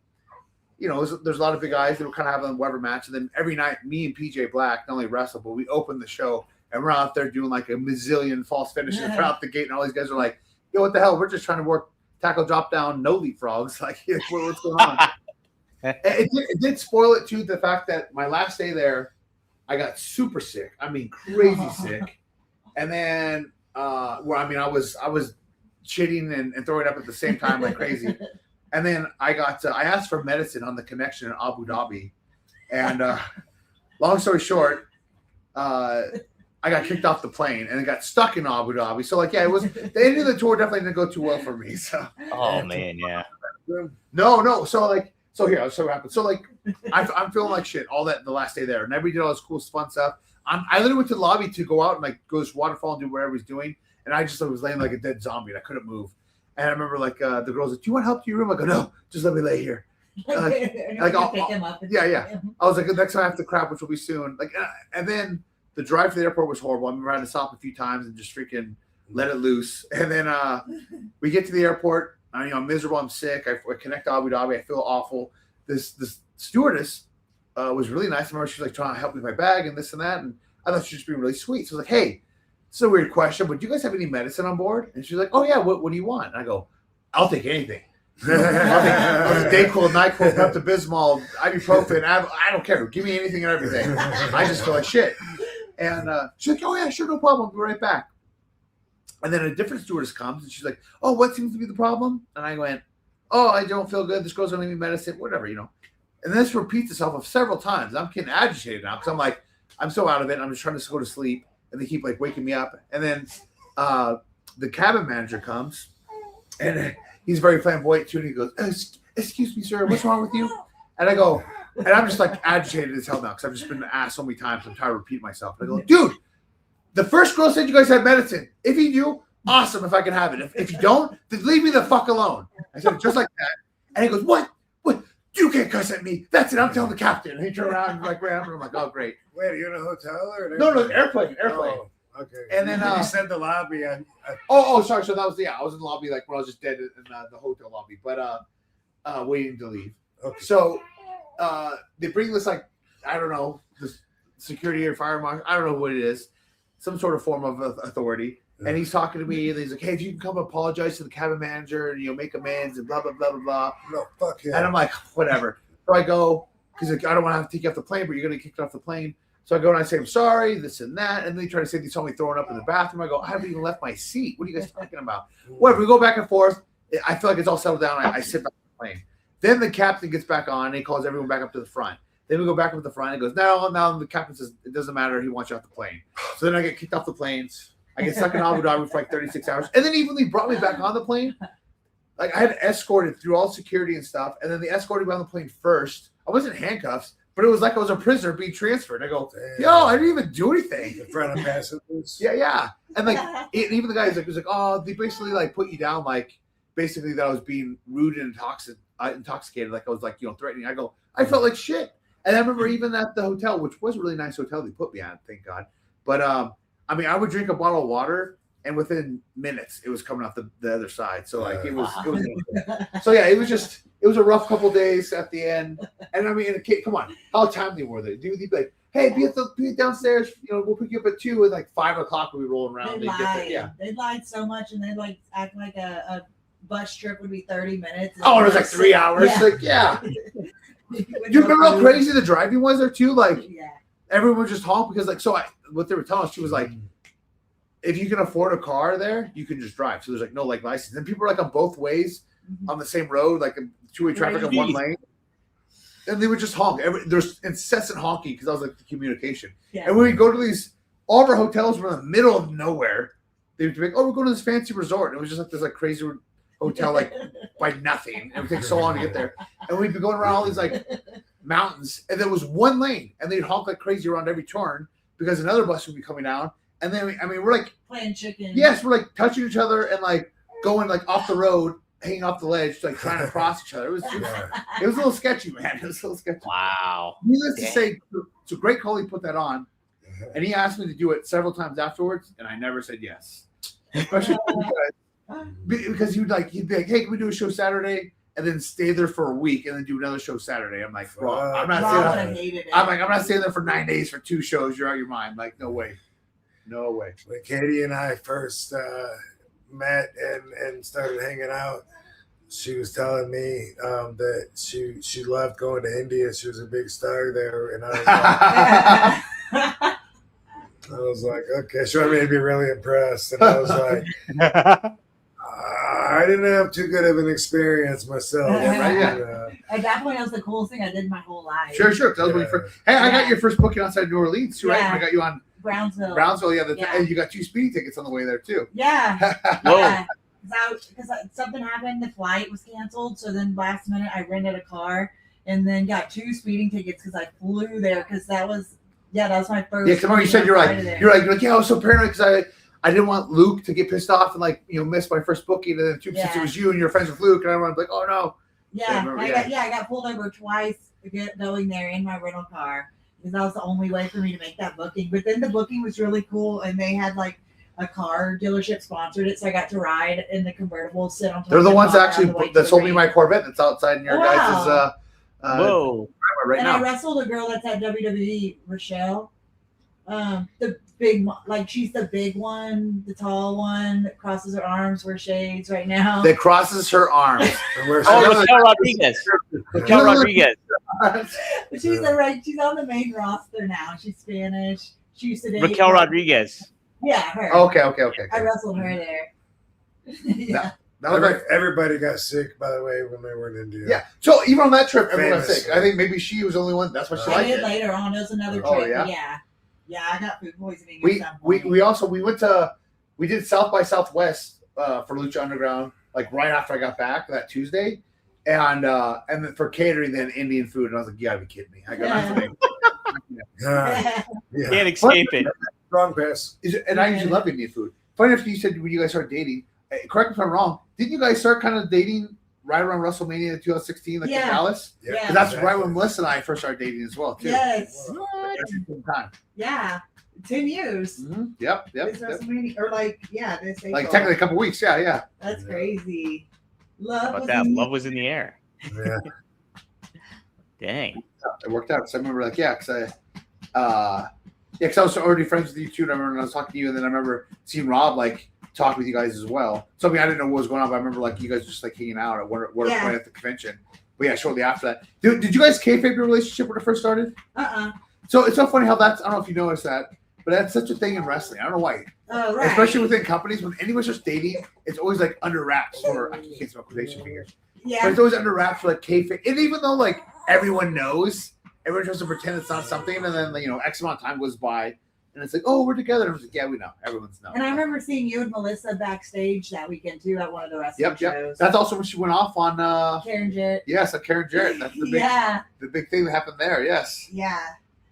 I love her fiery energy. Was that when we were at the Shenanigans party, or was that Orlando when we made out to get by everybody? That was an Orlando Shenanigans party. Okay. And all the fans were waiting outside to take photos with Rob. So we were trying to bust through so we didn't have to stop to take pictures. And then so we just made out and we're made out through the whole crowd. So it's like your guys' teammate. Yeah.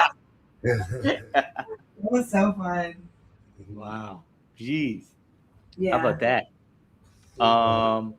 We have a couple super chats. Here's a good one. This is for all of us. Frankie Chorizo asks, any teenage fistfight stories? Any teenage fistfight stories? Yes. I mean, I got in several fights too, but the more funny ones actually kind of involve they're not even really fistfights then, but it did involve wrestling moves. I remember this one guy he used to make fun of me all the time for being a wrestling fan in junior high. And I remember I was out there out in the field talking to my friends, and he came with a group of his friends, right? And they're trying to be like bullies, whatever. And he jumped up behind me, like I don't know, kicked me or pushed me down, whatever. And he's like, oh yeah, whatever. And he's trying to grab me, and I sweep his leg out from under him, and I arch him up, and he goes, oh, look at this fag trying to hump me or whatever. But I'm arching him up to turn him over. Because I put him in the Boston Crab, and I sat that sucker on, and he starts screaming and crying. And like, come on, man, let go. I was like, yes, right, wrestling's not fake, it's real. And then there was this other kid that, and I was actually kind of being the bully in that one, though. I remember I took the binder out of his bag, and we're playing keep away, me and another friend from him, and whatever. Then he got it back, and we're just laughing, and then he's coming after me, and I'm like, whoa, dodge, and he's throwing wild haymakers, and I'm like, bro, calm down. And then he grabs my shirt. I remember and he hits me once, and then his other hand comes down and he pulls the shirt open like a toy, scratches me like Freddy Krueger across the chest, and then instinctively I just kicked him in the stomach, and he bent over, and I just DDT'd the hell out of him right then and there. I put him down. I freaked out because it felt like I broke his neck, and he's like, oh, my neck. But it was pretty. Those were my two favorite ones just because they're wrestling related. Where I put the kid in the Boston Crab, and I ended the kid coming after me with the DDT. Dang, that's way to incorporate that early on too. Right. Yeah. What one that reminds me of that. Oops, yeah, a similar. There was this. Oh, look at the lip, not the lip. That reminds me of one time, like we used to feud all the time with the kids on the other side of the railroad tracks down the street. And like they didn't have as much money, so we thought it was great to call them poor. Yeah, totally. and there was a river. There was the river, and then the railroad tracks, and then and they lived in several houses like down by there. But anyway, we would use the railroad tracks. We would slide in the winter. We would ride motorcycles in the dirt, snowmobile, whatever. And that was where a lot of shit happened. And I remember one time what they would do a lot. Sorry, Amber Crumbers. You know, I know we're all adults now. I've seen emails from Eddie, but they would there would be like the edge of a cliff, like it would go way down, way down, and then we would be up on one, and we'd be arguing across with that in between us. Wow. And they'd be like really brave when they know they couldn't get us. They'd be like, "We're not going anywhere, you fucking pussy." They go, "Come on!" They'd throw rocks at us. I remember one time I got nailed. It hurt so bad. I was trying not to sell it, but I was like, "Oh my god!" Freddie got me, and they would talk shit. And of course, by the time we would go to run, then they would try to evade us. They would run back towards their house, and then we would do it again. They'd be like, "We're not going anywhere. We're staying right here," and they wouldn't. So one time we had a plan, and me and Andy like crawled up their side of the hill, and we were hiding there waiting, and we had somebody else draw them out. I can't remember who else was there to talk shit with them. And they're like, "Well, come on over here if you're brave." And then like, boom, we like popped up, and they were like right there and didn't have anywhere to go. And Freddie was on his bike, and they were all kind of frozen looking at us. And I was running towards Freddie because we had it all planned out, and Freddie goes, "What? I didn't do anything." And I jumped over his bike and clotheslined him. Oh, yeah. Boom. And I put him down. Boom. And I said, "Oh, you didn't." And I picked him up and pile drived him on the ground. Oh my God. I know, and I was a bigger kid too. I shouldn't have done that. Oh, I was a little bit older than them, so I wasn't fun. Gosh, And then the boom took off running. There's We were laughing so hard I was pissing my pants. I remember there was a thing I moved to where we're all wrestling around, and we were kind of picking on this kid Ricky, and I remember he was like we're all kind of fucking around with each other too. But I remember too, he's like saying this like little turtle ball, so he's like putting his weight down, not wanting to come up. But I don't remember what we were trying to do to him. And then in my head, I was like, "All right, you don't want to work, you don't want to go up light. I'm going to pick you up." But also it was like because everyone was there, and I knew everyone would pop for it. And he's a little bit of a smaller kid. So I picked him up, and I shoot powerball, and he still had his backpack on too, which probably helped out. But I shoot powerball him, and he just like knocked one out, and he's just like so they're like dying. But everyone's like, "Whoa, you powerbombed him!" Like they say, like the pop I got. That's why then I got in trouble and I got peaked and suspended. But that was the 7th period too, so I was already freaking. I was trying to make up for a failing class, and then I'm out there doing that BS. Powerbomb kids. But The wrestling moves. that reminds me of that's great footage you've probably seen on Instagram of the bully, the bigger fat kid, and he's getting bullied by this other kid. And I already know what you're talking about. He does like that. Boom. I love karma videos like that. Oh, it's the best. It's the best. It's the best. Like you deserved it. Yeah. Yeah, those are good ones. Those are good Hey, ones. have you had a problem at all with TSA with the government shutdown? Oh, Not yeah. yet. I mean, obviously, I'm not flying, all over the place, but I've had several flights and I haven't had any issues. I was worried too, especially the first couple of flights. I was like, "Oh man!" But I've, flying out of here has been no problem. And I've flown out of Orlando and New York, which I thought for sure, but you weren't a problem at all. Yeah, last week we flew in and out of Las Vegas and Washington, Spokane, and same thing. Like, in fact, here there was way less people. Like the whole TSA area was just empty. Yeah. Yeah, like of passengers, and I think passengers maybe are scared to fly. So it's just less people. Yeah. And then the guy was telling me that they had that they lost like what did he say, like 40 people a day or 50 people a day. Wow. Yeah, from I did one of the first flights I took, and the guy was actually like being like, because it's not like majority TSA officers are like the most friendly people. Not to throw them under Right.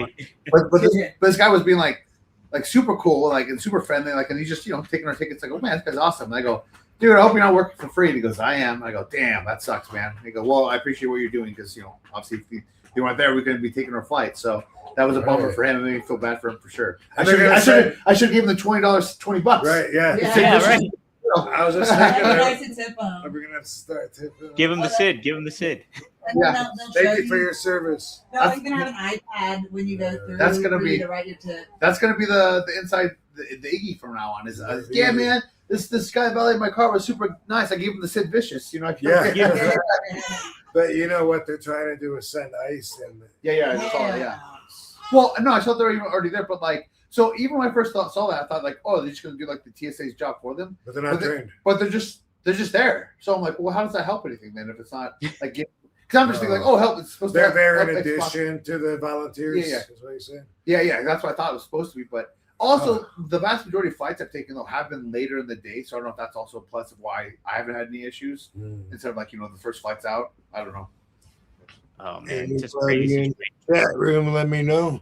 I'm watching Okay. that. That's the battery because I'm hoping it doesn't die, but it turns red first. Yeah, that's what mine does too.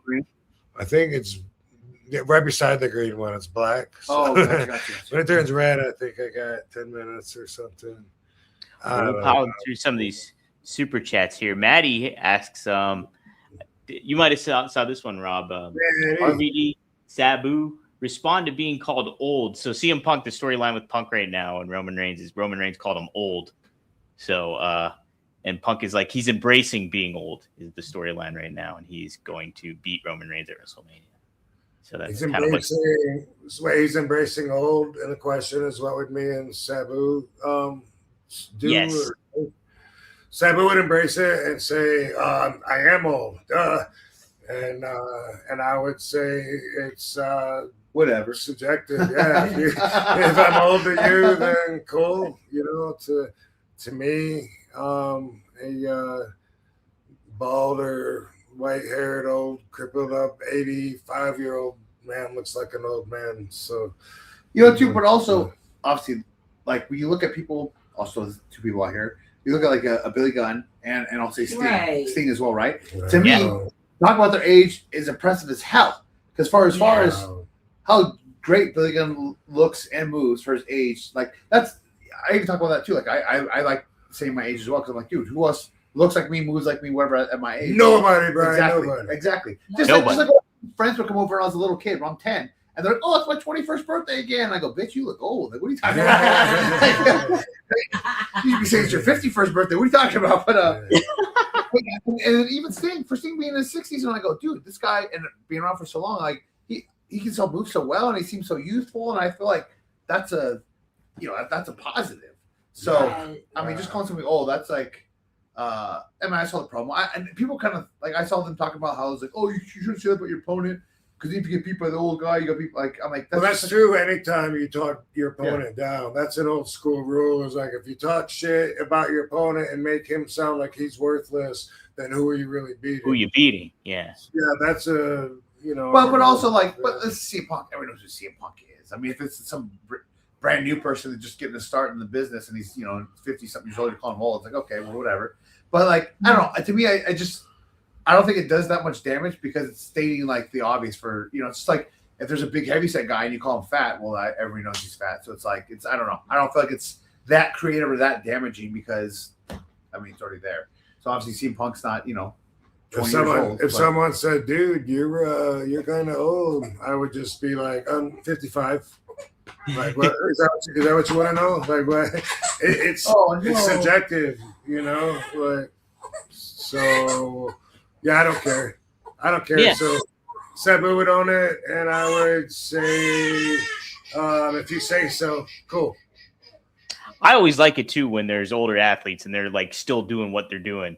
And like I think that's a cool storyline in wrestling, and it's a cool story in sports, like when they do it actually in sports like football or whatever. Well, even I mean, just look at this modern day and age, whether it's wrestling, UFC, wherever. There's so many people still in their peak performance or in top positions way later in age than there was, however many years back. And I feel like that's more and more of a thing where people are able to prolong their athletic career now for sure, which is awesome because then you get more of these like dream matchups and dream competitions, and I think it's great. So, Brian, how cool was it for you to kind of be in Sting's first AAW match, basically? With, it was awesome. Well, first of all, too, like I give him the first bump, power bombing him was awesome. I tried to think about it though because I was also a little nervous because I could give him the most perfect power bomb ever, and if anything happened to him, it'd still be my fault, right?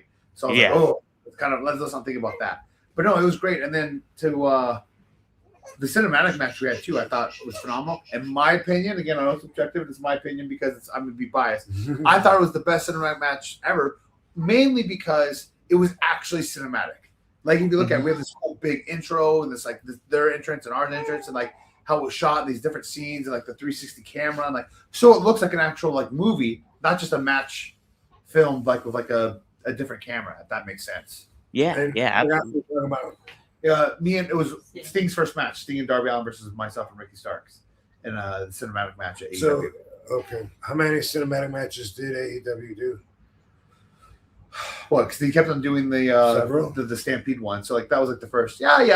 I mean, especially during the pandemic time. Yeah, sure. pandemic was big. Mm-hmm. I never seen one of those, even the WWE ones, like AJ and Undertaker did. Same kind of thing. Like and just like the Matt Hardy compounds and stuff like that. So like those just kind of seem like matches filmed elsewhere. Where like our match is filmed like it's a movie. Like and It's in the ring, not in the. No, we still start in the ring and stuff like that, but like there's an intro like a movie, like and like the shots, like I said, like there's like a Matrix scene where it 360s around, and it's like it's all post edit, and it has a soundtrack. So it's like a movie, like you know what I mean. So rather than just shot differently, it's filmed Different like a movie. sets. Yeah, for sure, absolutely, yeah, tons. It's very cool, and like they did live commentary over on the pay-per-view, but I have the file where there's no commentary, and it's so much better just because it feels more cinematic. Where does one watch? Well, it's on my Dropbox. I don't have it. It's not. Oh, I mean, you can watch the cinematic. You can watch the one that aired on the pay per view with the commentary. I'm sure that's on YouTube. Yeah, that's awesome. I bet it would be pretty cool without the commentary though. Like, it's so much better. And the producers even said don't commentate over it. And Tony, I think it was. I mean, I assume it was Tony's call that he wanted it. But like, yeah, it's. Until I watched it without the commentary, I was like, oh wow, it is so much better. And I didn't even realize the score. Because there's a score throughout, like a whole movie, and it changes in different scenes and different aspects. Because we go through. I mean, there's probably like 13 different areas that we find out, we come through and we film and stuff. Wow. Oh yeah, wow, it's very cool. Nice. I also had to keep hitting Sting with the snow shovel. It's a real snow shovel, and I'm blasting him with it in the back. Yeah. And the boom guy, keeps having the mic in the way. And I'm like, oh, sorry, we got to do that again. And so and I kill him again. Oh, we got to do that again. I kill him again. Oh, we got to do that again. And in my head, I go, man, I'm feeling horrible. Like, I don't want to keep hitting Steve with the shovel, man. And then the last time I did it too, they're like, oh, cut, we got to film it again. He's still in the way. And he goes, oh, and I know it's hurting. Steve like sells it. He turns around and goes, hey, what's your name? To the camera guy or boom guy.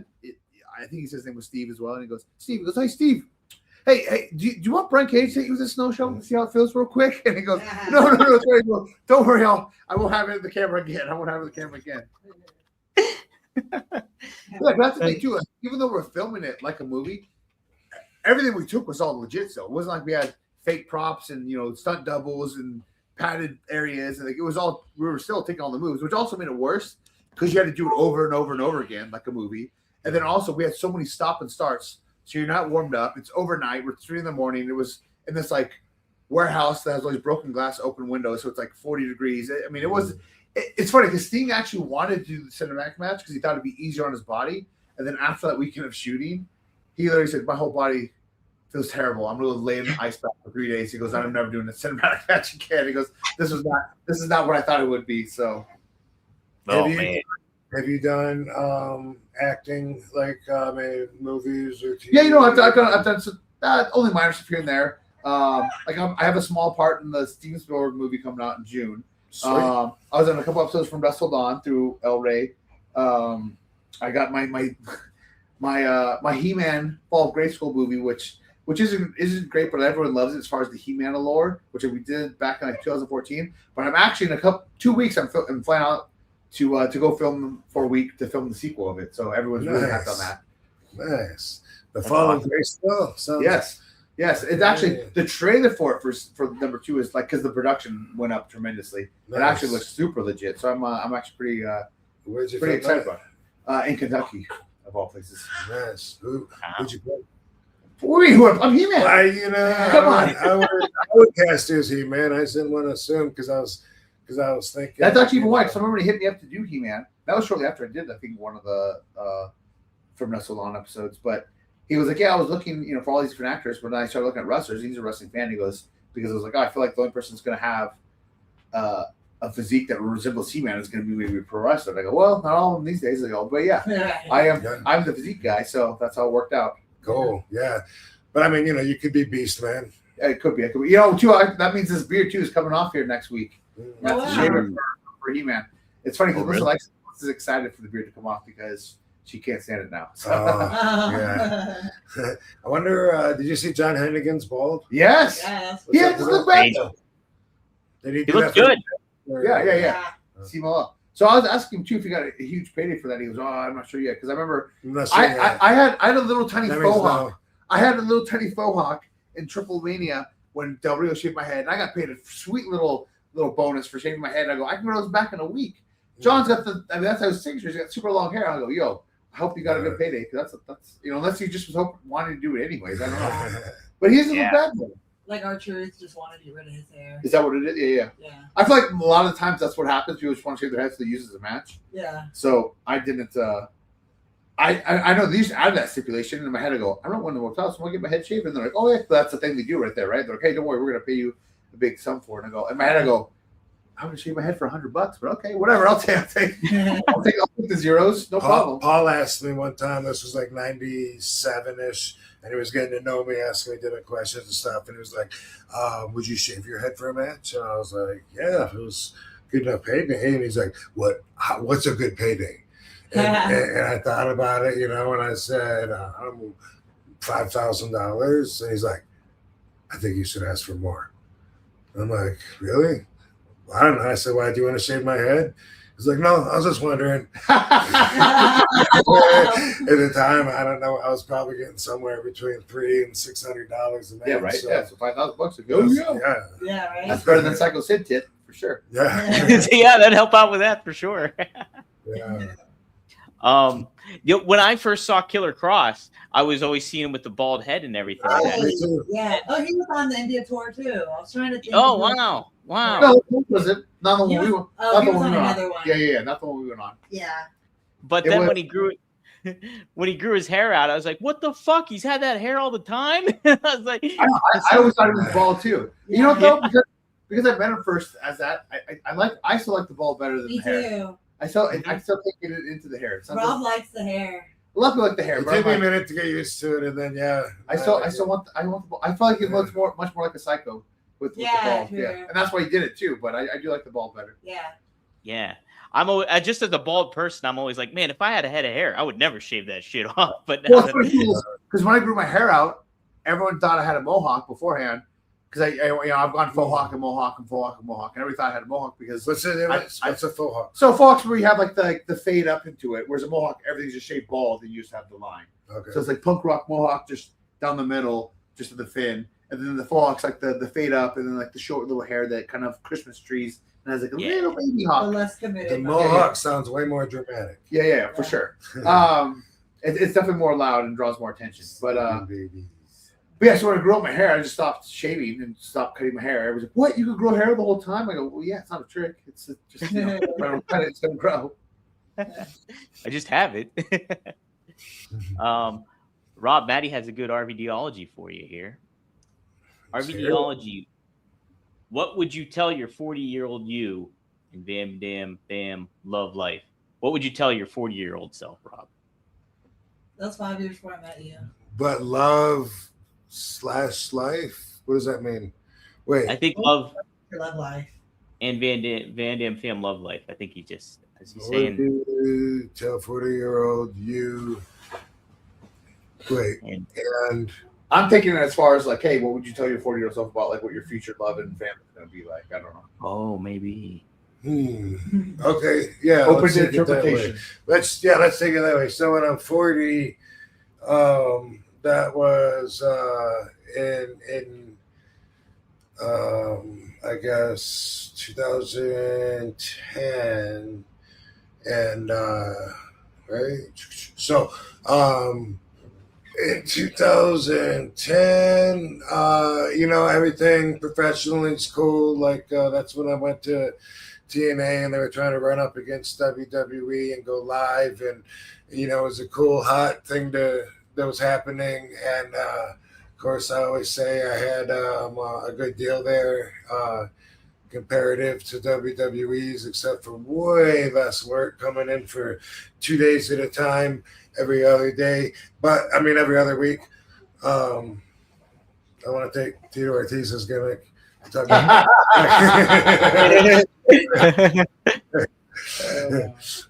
that another time. But I was definitely very unhappily married at that point, and had been for a long time. And it felt like, even though I felt like almost helpless to be able to do anything, I still felt like if I'm not home, for sure I can't do anything about it. So it was important for me to try to not be on the road, to be home, to try to fix things where if we're going to have to cut it loose, then, at least I hope we do it now and not 10 years from now, where it's just more of my life that I've given up, and more money that I'm making that I'm going to split. And, I was way against getting the divorce. I didn't want to be a divorced guy, and I looked at the whole thing of if the marriage went south of being a failure. So what I would tell my 40-year-old self about my love life is, one, that's not love. The reason that you are... Yes. She needed a burp? Yeah. The reason that, Brian gonna burp our baby. Bourbon brown. Bourbon Brian. Little bell, 'cause I was like, oh. Thank you.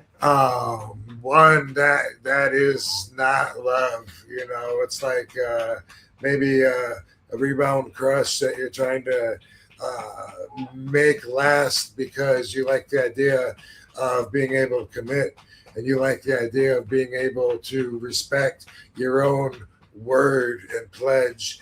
And that's not the right reasons to throw your whole life away to someone that doesn't deserve it. Let it go. And don't be closed off to future options and opportunities just because this one went south. It's easy when your heart is broke to not allow yourself to get hurt again, and that's a very common way to respond to getting hurt or getting screwed over or whatever. It takes a lot of guts. It's not always the right thing to do, but in a situation like this, when it comes to finding a partner, then yeah, you got to be open still to the idea that something else could work out. It's not necessarily going to be just like it was before. And I got to tell you, now I'd be able to tell my 40-year-old self that you're going to find a relationship with so much love that you're going to realize that this relationship right now that you're trying so hard to hold on to is really like something that you should have had in high school or something, because there's none of the good elements about a relationship. There's no trust. There's no respect. That we really were not a good match, and I couldn't see it at the time. And because I didn't want to fail, I let that get in the way of really opening my eyes. Been there? Yeah, I not want to fail thing. Yeah, for sure. I get that. I get that for sure. But right now, it was so worth failing, and I'm so thankful. And so that's what I would tell my 40-year-old RVD. Like, it would be so worth it, dude, that you will be rewarded. You'll be rewarded for going through this bullshit right now. Definitely learning through it all. And I know Maddie's been having that kind of situation going on. So yeah, just keep the chin up, Maddie, for sure on that one. Deserve happiness, Maddie. If you're not happy and you're not with somebody that wants you to be happy, and you don't have the respect, and you don't have trust, and you don't have love. Well, you can't. Oh, I don't. I mean, you know, a lot of countries and populations do arranged marriages. It sure would be a lot of work to force it and make it work when you're not necessarily the right people. And it's proven you can make it work, but it just depends on, I guess, how important your life and your relationship is to you. Yeah, absolutely. Jason Electric says this, Brian, to you. Brian, I couldn't believe they had you kill your Uncle Skeletor. I enjoyed watching you as He-Man. So. Hey, except it's funny. I've gone to many places, especially Germany. Germany is a huge He-Man fan base for sure. And every time I've gone to Germany to wrestle, I always have people bring in Fall of Grayskull like little posters or memorabilia for me to sign from there. And I actually remember that my very first. You guys have the He-Man right there? Yeah, I just thought of this, dude. The original comic books from the fucking What? game with the action figures. Oh shoot! This was a pre-cartoon, you know. So when you got the action figures like way long ago, this was slidden in the package. Not the Star Wars one, was slidden in the package, and He-Man was like so much more violent, like a barbarian. It was like, in my mind, I compared it to Conan, the Savage Sword of Conan. It was so violent. And then when the thing came out, and I'm like, who's this Adam guy? Like, what the fuck? How's He-Man? What'd they do? Yeah. Well, I know. So I've gotten a lot of praise from it because so the director and writer of the movie is a huge He-Man fan, and he actually even had like Hasbro make a figure that he created as well for some competition. But yeah, a lot of He-Man fans really like his movie. And this next one's gonna be awesome. It's really cool. The script and everything's really, really cool. Like I said, the production and value, everything is way better than what it was the first time. That's awesome. Oh, there you go. You got a burp. Yay! I love the Stratos, the Birdman. Yeah, and I wish we had more villains too, because there's so many cool different villains. But obviously, that's going to cost more. But and you know, it's funny. He does get a lot of guys to come be a part of it that have amazing cosplays at different power cons, which is great for him because then it saves him money on costumes and whatnot. And then these people are such big He-Man fans; they're stoked to be part of the movie. This is valuable shit. Just in case you guys don't know about the true legacy of He-Man, it starts out with him leaving his village, like he's saying, "Bye, village." You know, it's funny. That looks more like Kazar from Marvel than it does He-Man. And then on his pathway, he ends up getting attacked by animals, and he's killing them, and fucking, you know. Well, yeah. Well, they made the cartoon just to sell the figures too later after the fact. So true. I know a lot of people like. I've seen all the tags on Twitter for people think that I should have been He-Man instead of the actor they got, and that guy he looks fine enough. He doesn't look. Should have. The people to me just kind of more jacked because the actor they got for the new He-Man movie coming out he's not that jacked. Oh, but what's dumb about though is he's Prince Adam and He-Man. Like there's no difference, which that kind of defeats the purpose. But I don't know the full storyline of the movie, but like from the trailer, it looks like they send him away from home to save him, but then they go to Earth, which Earth shouldn't be part of it. But then they go to Earth to get him back for him to come save them, and I'm like, what is that kind of what? Well, wait, I don't know. That's just me guessing. That's what it came across to me. Yeah, right. Also, I just thought this is worth showing. Someone gave this to me at a convention, but it is a figure that I already had, but it's in this case, and that's to protect it. And I believe it is Brian Myers and Matt Cardona. Yeah.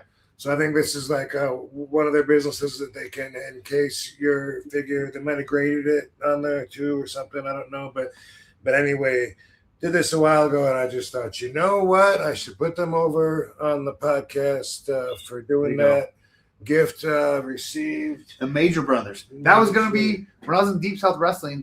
I worked the Major Brothers in a tag match. My last match there was supposed to be against Matt Cardona when he was with Brett Major. I guess that was his name then. And then Deep South got shut down and got sent down to Florida Championship Wrestling. How about that? Dang. Yeah. Brian, was there ever an itch to try to get into like some superhero movie auditions or anything like that? Come on, of course. Yeah. I mean, obviously Marvel's just not taking anybody. You know what, too? And I got a lot of tags, and I even told my agent that too. The Helverine, which is Wolverine's son Dakin, not to nerd out you comic book wise, with the Spirit of Vengeance goes Ghost Rider. What? There's the first cover, the number one of that, because it's like half on fire, half his face. It is my face to a T with the sideburns. I had my old school sideburns, and he has a mohawk, and his face looks like Brian Cage. And I go, if that's not likeness of me, where someone's like that drew the covers, like, oh, I'm a big Brian Cage fan, let me make this guy.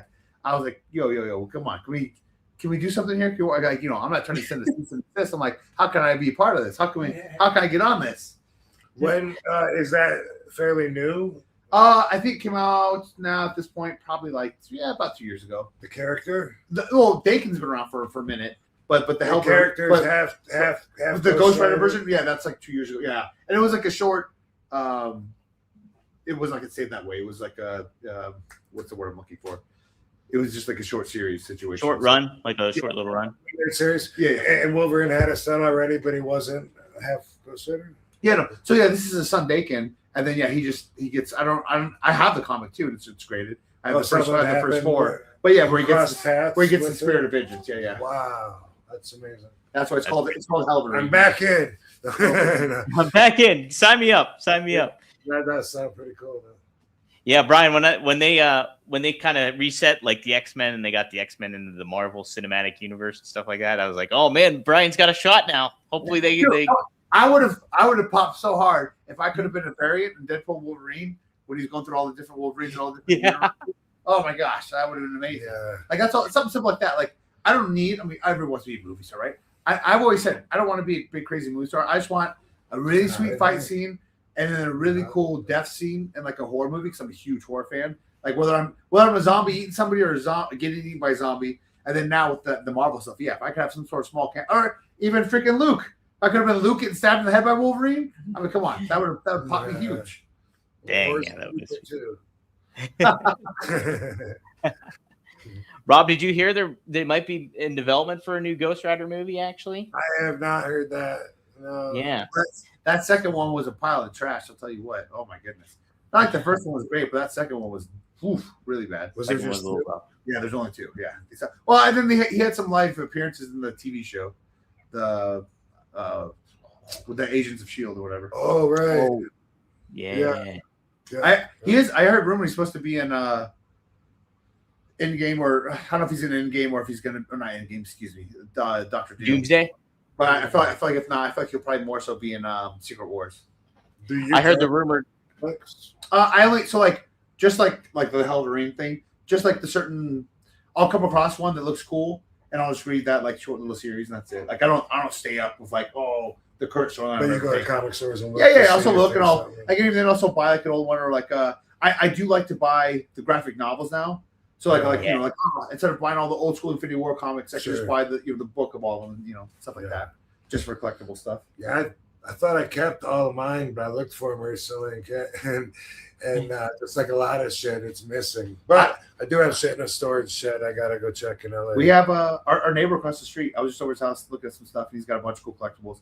And he said he sold all of his comics, and he sold it for like a decent 6-figure price. Like just to let you know like how many I had, like the value of the ones I had. He goes, I got a lot for it. I'm like, wow, crazy. Nice. Do you have a high price comic collectible, Brian? Nothing crazy. Like the one that means the most to me because it was a gift too, and I thought it was so thoughtful. It's obviously not worth nearly as much as 181, but I have 180, which is Wolverine's actual first appearance, not his full first comic book appearance, but his first cameo on the very back of the page where he introduces who he is before he goes after Hulk. So that was cool. One of my really good friends got me that, so I love that comic. Outside of that, I have some decent ones, and I don't know the value of everything. Like sometimes I'll go to a card show and I'll see cards. I've actually always been more of a card collectible guy than a comic book guy, but I'll see cards I have or comics I had that I'm like, whoa, that's worth that much. I didn't know that. I have that card. I have that card. I have that. Whatever. But yeah, cards and actually figures are what I like way more. But I don't know that I have any like high price valued stuff. No, like nothing that's like the high 4 or 5 digits or anything like that. Yeah, I love collecting cards. I still kind of do that here and there too. Frankie Terrizzo has a question for you, Rob. Rob, do you know Bass Rutten? Can you get him on the show? I don't know him well enough to get him on the show. I do know him, but Where does Boss even live? don't know that. I don't know that either. And I was just about to say, like, when I saw him a couple years ago, he was like sitting down. I came over and just like, I don't know, I put my hands on his shoulders or something. And he like looked up at me, and he gave me this look, like, who the fuck is doing that? And I looked at him, and I'm like, oh, you don't know me? And he was looking at me. I said, you don't know me? And he didn't know me. But I worked with him. We did a TV show forever ago. I think I was in ECW, but it was so long. It was 97 actually, and it was called 18 Wheels of Justice.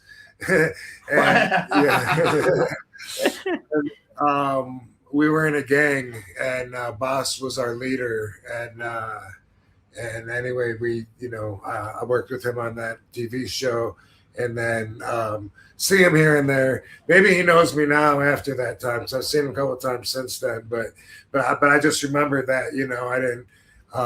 He didn't know who I was. So, but anyway, yeah, nothing but respect for Boss. I love his videos that he's been putting on YouTube, teaching different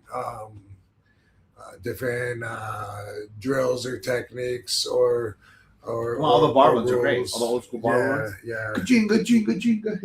Yeah. But I don't have his number. I really don't know what it would take to. I don't have that relationship with him either. Like to get him on the show, but never say never. You never know. That's for sure. Super chat. Maddie asks this one: an invasion led by RVD in WWE 2026. Who's coming? Who are you bringing with you, Rob? All the old guys. Well, who's alive? All the old guys. Who's alive? That's what's back to the someone calling you old. When one of my peers or anybody really, but when they say we're getting old, like I always say, thank God. It's better than the alternative. We lost so many friends along the way. I'm enjoying aging.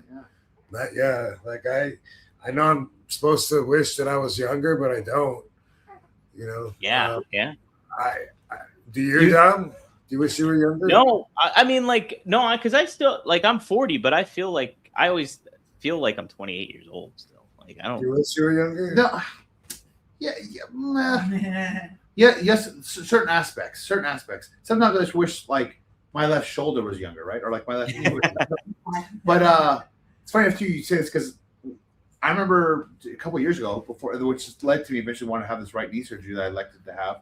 I was out skateboarding with Skylar, and it was killing my knee. My next day, my knee was destroyed. And I was like, man, I can't be too old to skateboard. That sucks. So anyways, when I've had these surgeries and recovering from, Skylar asked me that's my daughter, for those who don't know, multiple times, can you skateboard again yet? Can you skate? I go, no, it's still going to take a while. Like, this was like fresh after surgery. I just told her today, I said, you know what? I go, Daddy's going to skateboard this weekend. We're going to go skateboarding. Well, she'll go on her scooter. But actually, yes, I'm going to go ahead and we'll get the camera out there and see what flip tricks I can still do. But I'm actually looking forward to that. I go, all right, yeah. I did legs today. My knees felt great. And I go, I'm going to skateboard this weekend. There's some knee pads and elbow pads. No. That's some stiff bumps, though, right? I mean, I haven't taken in those bumps for a long time. But, yeah, I have holes in my elbows and my knees because of all those bumps. Like, you don't even look like a skateboarder. Well, and that's what's even crazier now. I mean, obviously, I was much smaller when I did all my skateboarding stuff. But, yeah, that's the cool thing now. When we left, was AAA did the Madison Square Garden, and I remember we're walking back to the hotel, and there's this crew of skaters skating this stair and rail spot, and I had a tank top on. Like, damn, that was bumped. Look at this guy. Oh, and someone they're all freaking out. So much skateboards there, and I jumped on it and I kicked up. They're like, what? Oh! And I started just doing much of trying to do tricks and that I could do before and whatnot. And they're all losing their minds. And actually, one guy started to become a big fan of mine and went to all the teenage shows and whatnot. He sent me a free deck and the trucks and stuff like that for his company to work for.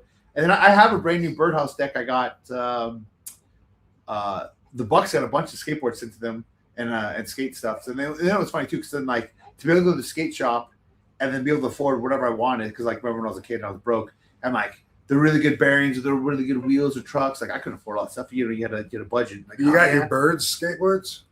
Birdhouse is what it's called. That's actually Tony Hawk's. Okay. Yeah, it's a brand. Yeah. Oh, okay. But it was cool to go inside and go, you know what? I can buy whatever the hell I want. If I want the $50 freaking bearings, I can buy those. I don't have to settle for the $15.99 lucky bearings. I go, no. Even the ABAC 6s. Yeah.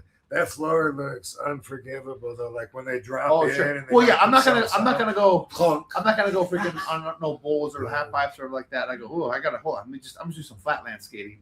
I'm not go down any rails or anything or stairs. But I've taken a couple of derbies on that are not so forgiving. I luckily never rolled my ankle though, which I know several people. That's a big thing. You roll your ankle. Yeah, I've done it. I got the popsicle. We get the board right in between the ass or right. That's not fun at all. I hold your baby to sleep now. I don't know if you can see. I have these little scars in between my knuckles. Like you can see that one pretty good, I guess. That one right there. But I have these scars between my knuckles, but still always joke that was my Wolverine claws. But it was actually I was trying to heel flip down the stair set, and I kept on almost landing, like skateboarding does. And I just lost it. I got so mad. And I grabbed my board and I slammed it on the ground, and the nose just like exploded all the pieces of wood. So then I got mad now because I just fucked up my board. And I threw it up in the air and I went to punch it. And when I punched it, it was the grip tape side. So it just sliced all of my hand. I mean, my hand was bleeding like crazy. But now I have these Wolverine scars in between my knuckles. So sounded like a good idea. I'm living the gimmick. That's all. You are.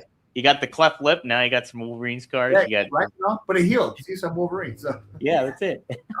Off subject, but before I just don't want to not ask this before we wrap the show up. This is something that I find so hard to believe. I wouldn't believe it, except for I saw it with my own eyes on your Instagram. But you were already like an adult, and you had like a normal build, or maybe we're even like on the skinny side, right? Yeah, I mean, I was definitely more like I was always like a fit person and very much into fitness. But yeah, I was never like everybody thinks I was just jacked all throughout high school like always. No, I was definitely not. Like what age did you start getting mass? So I flipped the script right after I graduated because I was 155 pounds. So when I got up to like 205 or so, I'm still not huge, but I was huge compared to the 155 where I started at. And then the picture you might be noticed, like a lot of people bring up this picture, is also from PWG, which was after a year of just the worst year of my life. I separated my shoulder real bad. I was injured. I was broke. I wasn't working out. I wasn't eating. I couldn't afford anything. It was definitely the lowest point of my life. But people bring up that picture because I'm still trying to wrestle. And then take a picture like a day after like winning a bodybuilding show and be like, oh, look at this overnight transformation. I go, first of all, I was already built much better than that before that. Then I had a big falling down and then slowly came back up. But I mean, it took me a good while over roughly like my first 10 years of like wrestling to get that point that was at. And then I had the injury, and then I freaking coming back when I said I always want to get bigger and better. I always wanted to do a bodybuilding show. And then after that injury was what actually led me to doing my first bodybuilding show, just to kind of make me try. Because I used to talk like, oh, maybe I'll do one. It's like, no, I'm going to do it. So now I have to get in shape enough for it just to set a goal of mine. Well, yeah, I was going to say, I mean, in order to consider doing a bodybuilding show, you already have to fucking be like super jacked. Like, not say I wasn't super jacked, but I was jacked. But now this is me. Even the person who was prepping me, he didn't realize how jacked I would get because I was coming back off the injury. So I had all this I knew where I was at beforehand, but obviously now I have all this, atrophy for lack of a better term. But I knew my muscle memory would come back and I'd get better shape. And then then they just kept on building up. But for like 10 years, you're wrestling and you're fit and you're working out and stuff, but you're not a monster that stands out as being jacked. And I never even thought that I would get to the size. And it was really when I started going more heavily into the bodybuilding training too that kept leading me down that. And I actually feel like that's why my athleticism, my movements, everything else is why I have it. It was because I was already wrestling and doing all that stuff while I was gradually putting on the size over that time. Like right. if I just started at this weight and I was always this weight and this size, I don't know that it would have, if it would have transferred the same. So you think that education and effort is like most of what? Well, I mean that, and then you throw in throwing the C word, consistency. Consistency is the key, just like with stretching. So I mean, like that's effort. yeah. Oh yeah, sure. But I mean, do you think? So here's a question behind the question: do you think that anybody, if they followed the same routine? consistency and had put in as much effort and knew as much about you and were as committed, do you think that regardless of somebody's body shape, even if they are 27 years old, do you think they could look jacked like you? So doesn't mean necessarily would look like me, but I guarantee you would look the best version of you. Absolutely. Yeah. Like if people don't even realize, like, I mean, I don't know if you guys notice I have a meal up there on the table waiting for me. Like I prep my food 24/7. I bring it with me everywhere on the road. I have I'm not prepping for a show or doing anything, but that's just my lifestyle 24/7 now. Like I just said, all my free time goes to like therapy or training. I'm always freaking planning out my meals, what I'm gonna eat, what I have to do, unless I'm gonna go eat something free, whatever. But I mean, that's just what it is. And you don't have to be that dedicated to it, but that's just my lifestyle now. If I stopped wrestling today, I would still do all that just because I enjoy it too. But like, yes, if you did everything and follow it to a T, doesn't mean you would exactly look like me. But yes, you would definitely look like the best version of yourself. And I tell everybody else who want to do seminars, like I think at the end of the day, you should still look like a professional athlete. That doesn't mean you should look like me. It doesn't mean you have to be some big bodybuilder looking guy. But you should look in shape. You should look the part. You should act the part. You should be the part. And I said, you can't control anything in wrestling. Can't control if you're booked. Can't control if you're getting over. Can't control if you're signed. Lots of you can't control. The only thing you have complete control of is how you look. And to me, I feel it's not easy, but I feel like that's the easiest part out of everything in wrestling. And I'll just say, hey, a lot more guys like Lex Luger get signed than than Kevin Steen's, for instance. And Kevin Steen's way better. But I don't know. I've never heard anybody not getting a job because they look too good. So I mean, and that's the easiest thing easiest thing to do, and the thing you have full complete control of. I don't know why so many people lack that part. How big of a part do genetics play? Oh, tremendous. I mean, obviously, there's some people that look phenomenal. They don't do shit. They just look great. You know what I mean? And obviously, there's different forms of genetics too. There's genetics as far as you look great just without having to do anything. There's genetics as far as you respond really well and develop really well from it. There's genetics where like, oh yeah, you're gonna be freaking slower or heavier or this and that. So yeah, obviously that plays a huge role as far as where you can get in game wise. But if you do everything like that I'm doing or like you should supposed to do, so to speak, to put it like that, like I said, at the end of the day, you're gonna look better than you've ever looked for sure. Like a guy I've been prepping, not prepping, but just helping a friend of mine in Chicago. He was 350, 60, 70, 80 pounds, whatever, high 300s. And right now he's 250. And he's an average guy. He's not trying to do anything, but like, obviously he doesn't look like a bodybuilder, but he's the best he ever looked, and he feels great. He feels stronger, and I mean, it's just consistency and adaptability to just following it. And everyone wants to do these quick fix, like 3 month, 90-day, whatever plans, but realistically, it's more of just like a lifestyle change rather than a temporary fix, So you said before that people like wish they looked like Brian Cage, but then if they did look like Brian Cage, they lose it because they would never know the science on how to keep it. Yeah, of course, it's got to be an all day long fucking. Yeah, and then exactly, even if you did everything to look like me, then you have to keep it going. It's just like you reach that and you get stopped and it just maintains. Right, so. that was the point. One more question for me about that: how many grams of protein do you get in a day? And I only count essential protein, so I don't count protein from anything that's not complete animal protein. Oh. But I usually get at least 300. Wow. How much do you do, Rob? Same. Yeah, 250 to 300. 250. Okay. No. Do you count whey protein?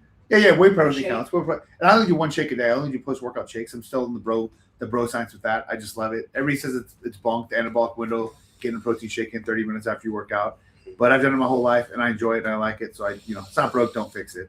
I actually eat less now than I've ever eaten, and I've been able to maintain. There is that too. There's like this unwritten rule that it's twice as much to gain everything wise, and half as much to maintain. And I definitely feel like it's easier for me to maintain my size. I'm not trying to necessarily get any bigger, but I feel like it's definitely easier to maintain it now at this part of my life than it is to try to gain. Yeah, right. And like you make your adjustments as you grow older, and like your body adapts, or what you have to adjust for your body too. Sure, for sure. Yeah. Pau Zadif, thanks for $2. He asked you, Rob, do you remember the WWF magazine with Sid on the cover? That's not very. I'm sure he was on more than one cover. Yeah, he's probably been on a couple, I'd The imagine. first one I think of is WrestleMania 13. It's Undertaker and Sid looking at each other as well. That's right. Yeah, that's a good one. I can't say that I have the same one in mind that you do. I can't picture, but maybe like you said, I think I've seen him on there a few times. That was probably during this time when he was getting doing his run, building up to wrestle Hulk Hogan. And I'm sure he was on the cover when he beat Shawn after beat Shawn for the title. Yeah, right. Mm-hmm. And he had Bruno with him, and that might have been also why he was so cool to me, Downtown Bruno. Yeah. Because I knew him from Memphis, and he introduced us to Sid before the match and shit. So, it helped to have that in with him. That he'd be a good person to induct Sid for the Hall of Fame, Bruno. That's the biggest downfall too. I hate that he's getting inducted after he's already passed away. I know Sometimes I feel like people get inducted because they pass away, which sucks too. Yeah. Right. Like if someone was still alive, would he be inducted right now? Like it makes you just question that, which sucks. I know. Would he have got that nod if he was still around? That's the question. I think he would have eventually, definitely. No, for sure. Yeah. He deserves to be there. But like, I feel like when someone passes, they kind of like hot shots him in there because of that. And I'm like, it sucks that had to happen to have that happen. Yeah, right. And I'm hoping Sabu might get a nod someday posthumously. He definitely deserves it. I mean, he'd do interviews and say, well, it's not even real. Why do I want to? It's in Vince's mind. You can't go and visit it. Why do I want to be in something that isn't real? But that's all just, it's easy to say when you're not in it. But if you were really, if you were really nominated, he would. Well, he'd be honored. It's just like when people. I remember I had this one friend that asked me, like, he's also going to win the world title. I don't remember what match it was. If it was Eddie Guerrero, what match was it? But something that we brought where they're talking about like how meaningful it was to them. And she's like, I don't get it. If you know you're going to win, why is it that meaningful? I'm like, because it's just to explain that. Like, if you don't know, like, when you're a wrestler, like, winning the world title, how much that really means. So to connect that, like, same thing with the Hall of Fame. Like, oh, it's unreal. Why do you even care about it? But, like, you still would want to be there. And it gives you that nod, like, okay, hey, what I did mattered. And it's remembered. Yeah, validation. It gives you validation for what you're doing. Yeah. And, like, plus it's WWE. WWE is the premier wrestling company everybody thinks of. And if you get put in their Hall of Fame, it means something. Like it's sure. Like, Jim the Don, he was actually at when you got hurt, Cage. He said, Cage, I was bummed seeing you go down in LA. Definitely one of my favorite wrestlers. Can't wait to see you again. RVDology on gratitude. RVD, the GOAT, coolest dude. So shout out to Jim the Don. He'll be around for Vegas, I know for sure. Oh, I appreciate that, Jim. Too, it's funny because if he was there, everyone started clapping for me.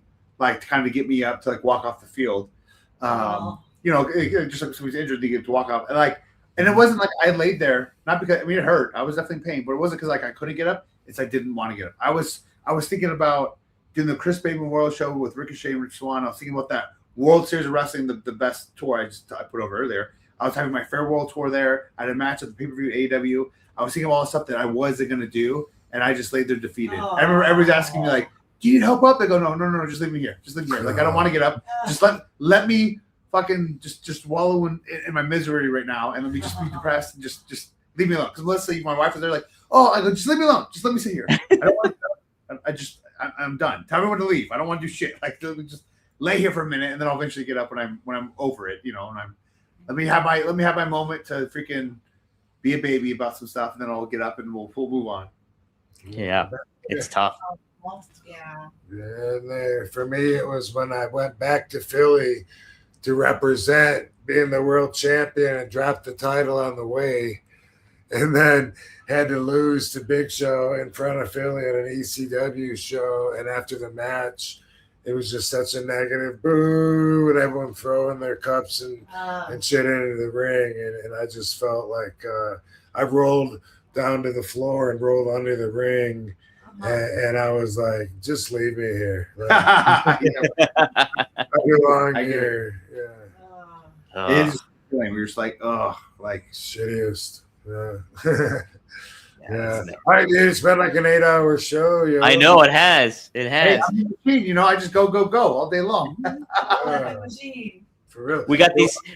Van Wolvenator, someone said. The Van Swolvenators. Oh, I like that. I like that. Oh, We got the two questions here real quick then. Devin Dowling, he's got Brian. Do you still talk to Ricky? I'd imagine he's meaning Ricky Starks. Ricky Starks? I do not. What about Ricky Martin? Ricky Martin? He's a big fan of mine, yeah. Ricky Steamboat. No. Ricky Santana. No. Ricky Martin. Ricky Martin. Melissa probably wishes I did. All right. Ricky Steiner. Oh, good one. Thanks. We're not out of Ricky's. We're not done with Ricky's. We're not done with Ricky's yet. We got more. And then finally, Triple E asked this one. No, it's a funny name. Yeah, that's a cartoon I watched as a kid, Ricky Tikki Tab. He was a mongoose, and he would eat cobras. He'd kill them. Yeah. Triple E asks, have you all been to Jay and Silent Bob's comic book store? That's in Red Bank, New Jersey, I think. I have not. I was just in Jersey, too.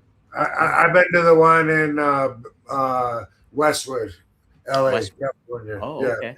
Long time ago. I don't know if it's still there, but yeah, I have. I was at. They weren't there that day, by the way.